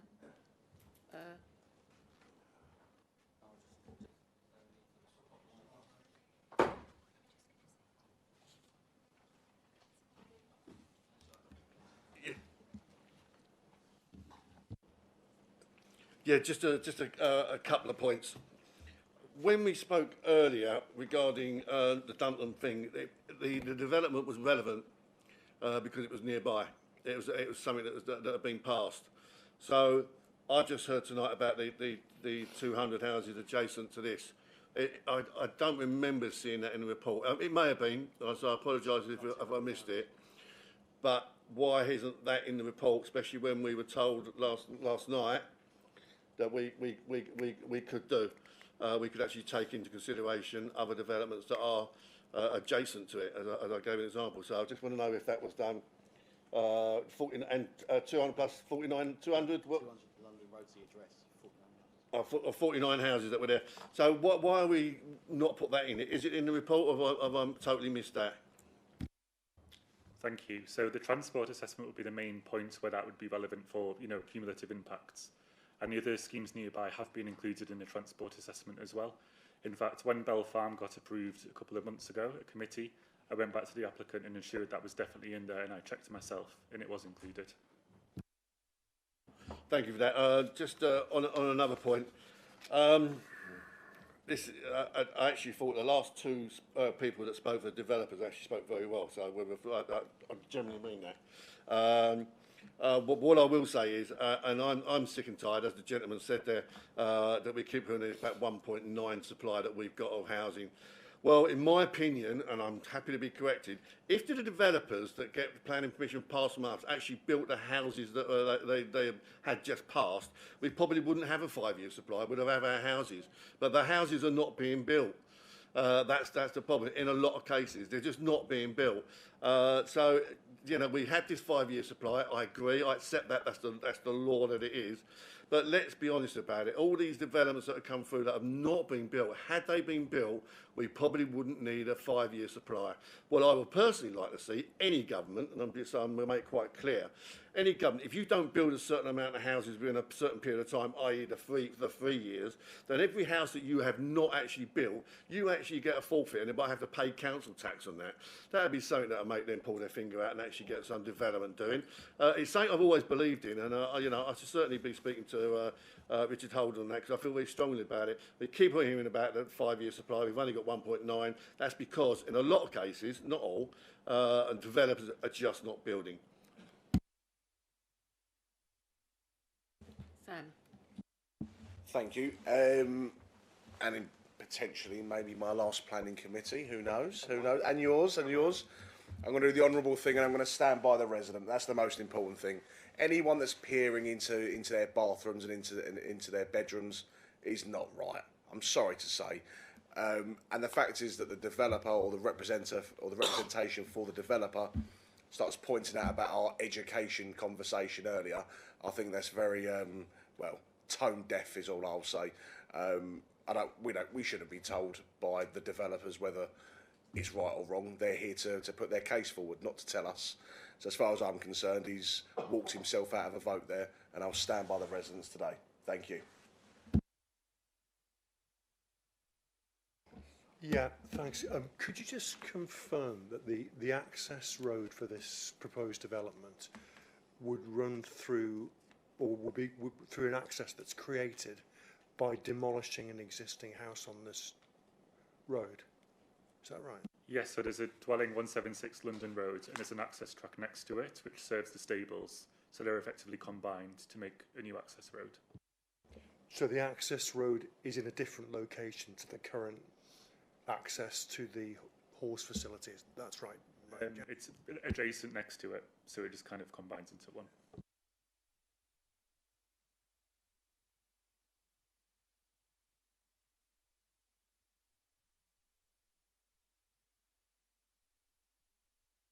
Feel sorry for people, but you know, even if you buy a house now with a view, it doesn't count. It's not my fault. And I understand what you said about bathrooms, and it's not good, but that's the views on it. If it passes the 3 golden rules, we have to pass it, because if it goes to appeal, we lose. I'd like to go now into the recommendation, which is a planning application number 250047 out, be granted conditional planning permission subject to the completion of the 106 agreement to secure 50% affordable housing on site, together with financial contributions towards healthcare improvements, local delivery, pilot schemes, sustainable transport, bus service contributions, travel plan, employment and skills maintenance, and monitoring of the approved biodiversity game plan for a period of 30 years. Open space, sports provision, monitoring fees, payment of the local planning authority's professional and legal fees associated with the completion of the 106 legal agreement as set out in section 7.0 and subject to the conditions set out in the end of the report, with any minor amendments prior to issuing the decision notice delegated to the Assistant Director of Planning. All those in favour, please show.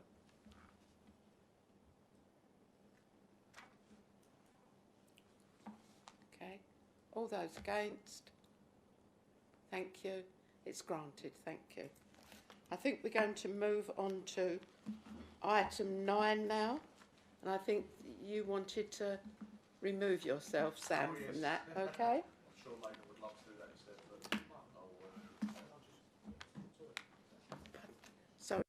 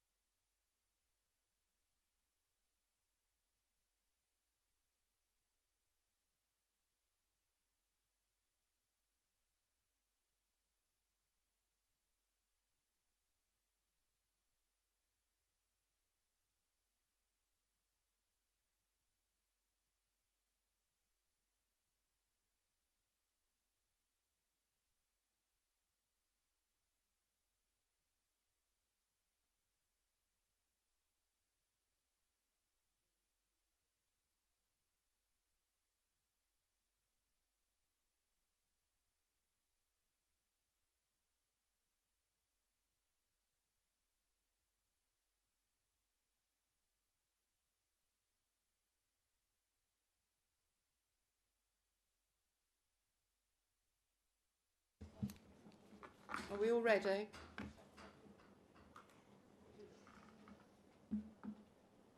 Agenda item 9. Application number 2600403106C. Deed of variation to section S106 legal agreement accompanying previously approved planning permission 20.00955 allowed on appeal, reference APP V150/5/21/3279-154 to remove the requirement of an employment and skills and open space and play financial contribution and replace with a mixed obligation providing works in kind and financial contributions at land at Market Square, Basildon, Essex. I think this is you, Richard. Thank you. It is indeed. Thank you very much, Chair. I'll just get myself set up here.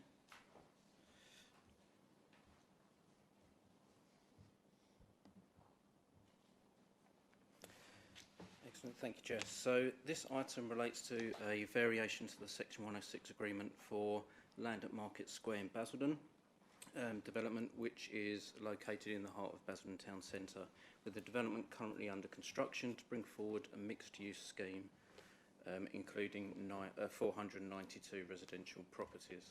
There's a site plan there just for your reference and an aerial photo. This application seeks to do a deed variation to the Section 106 agreement to vary the employment and skills open space and open space and play financial contributions through a negotiated outcome with the Council.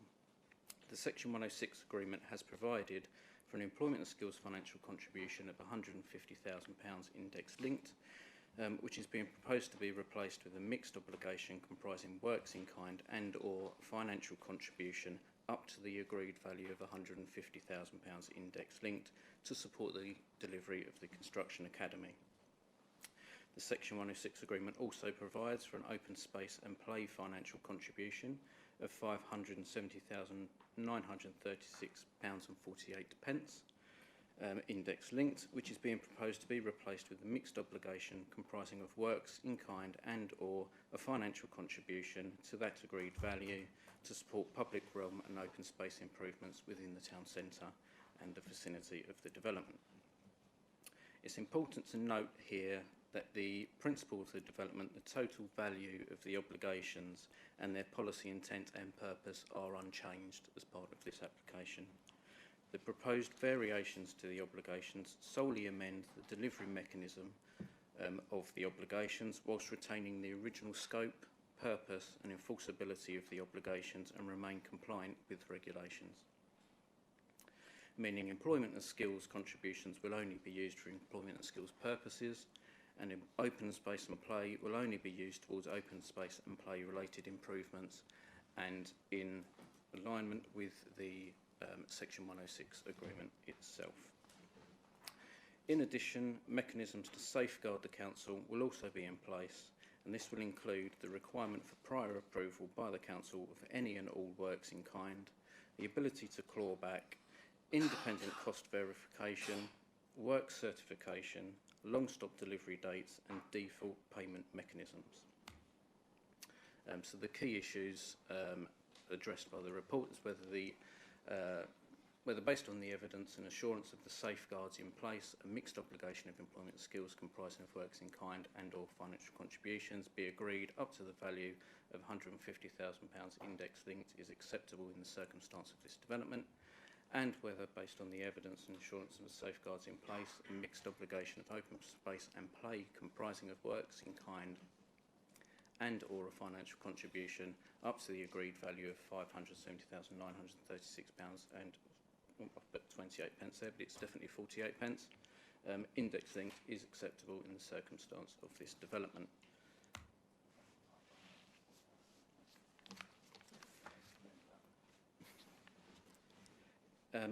So the sort of planning balance is identified here and considered as being positive, when delivering the Construction Academy and Open Space Public Realm improvements as works in kind with appropriate safeguards in place.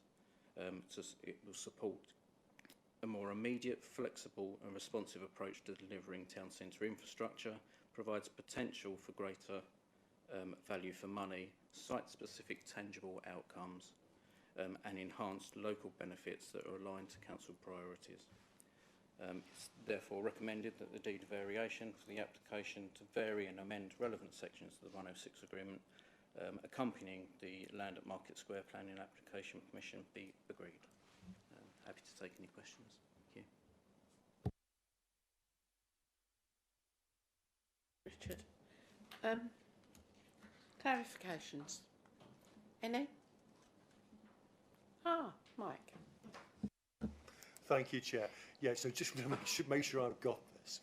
So these contributions were originally purely financial, right? And now they're a blend of works in kind and financial to the same value. Is that right? That's correct, yes.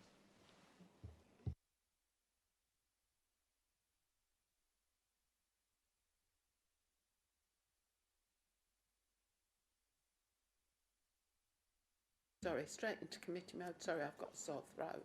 So. And any speakers on this? No? Right, so we go straight through to the recommendation that deed of variation application number 2600403-106C be agreed to vary and amend the relevant sections of the Section 106 agreement in respect of the employment and skills and open space and play space contributions accompanying planning permission 20/00955 as set out in the report. All those in favour, please show. I think that's unanimous. Thank you, everyone.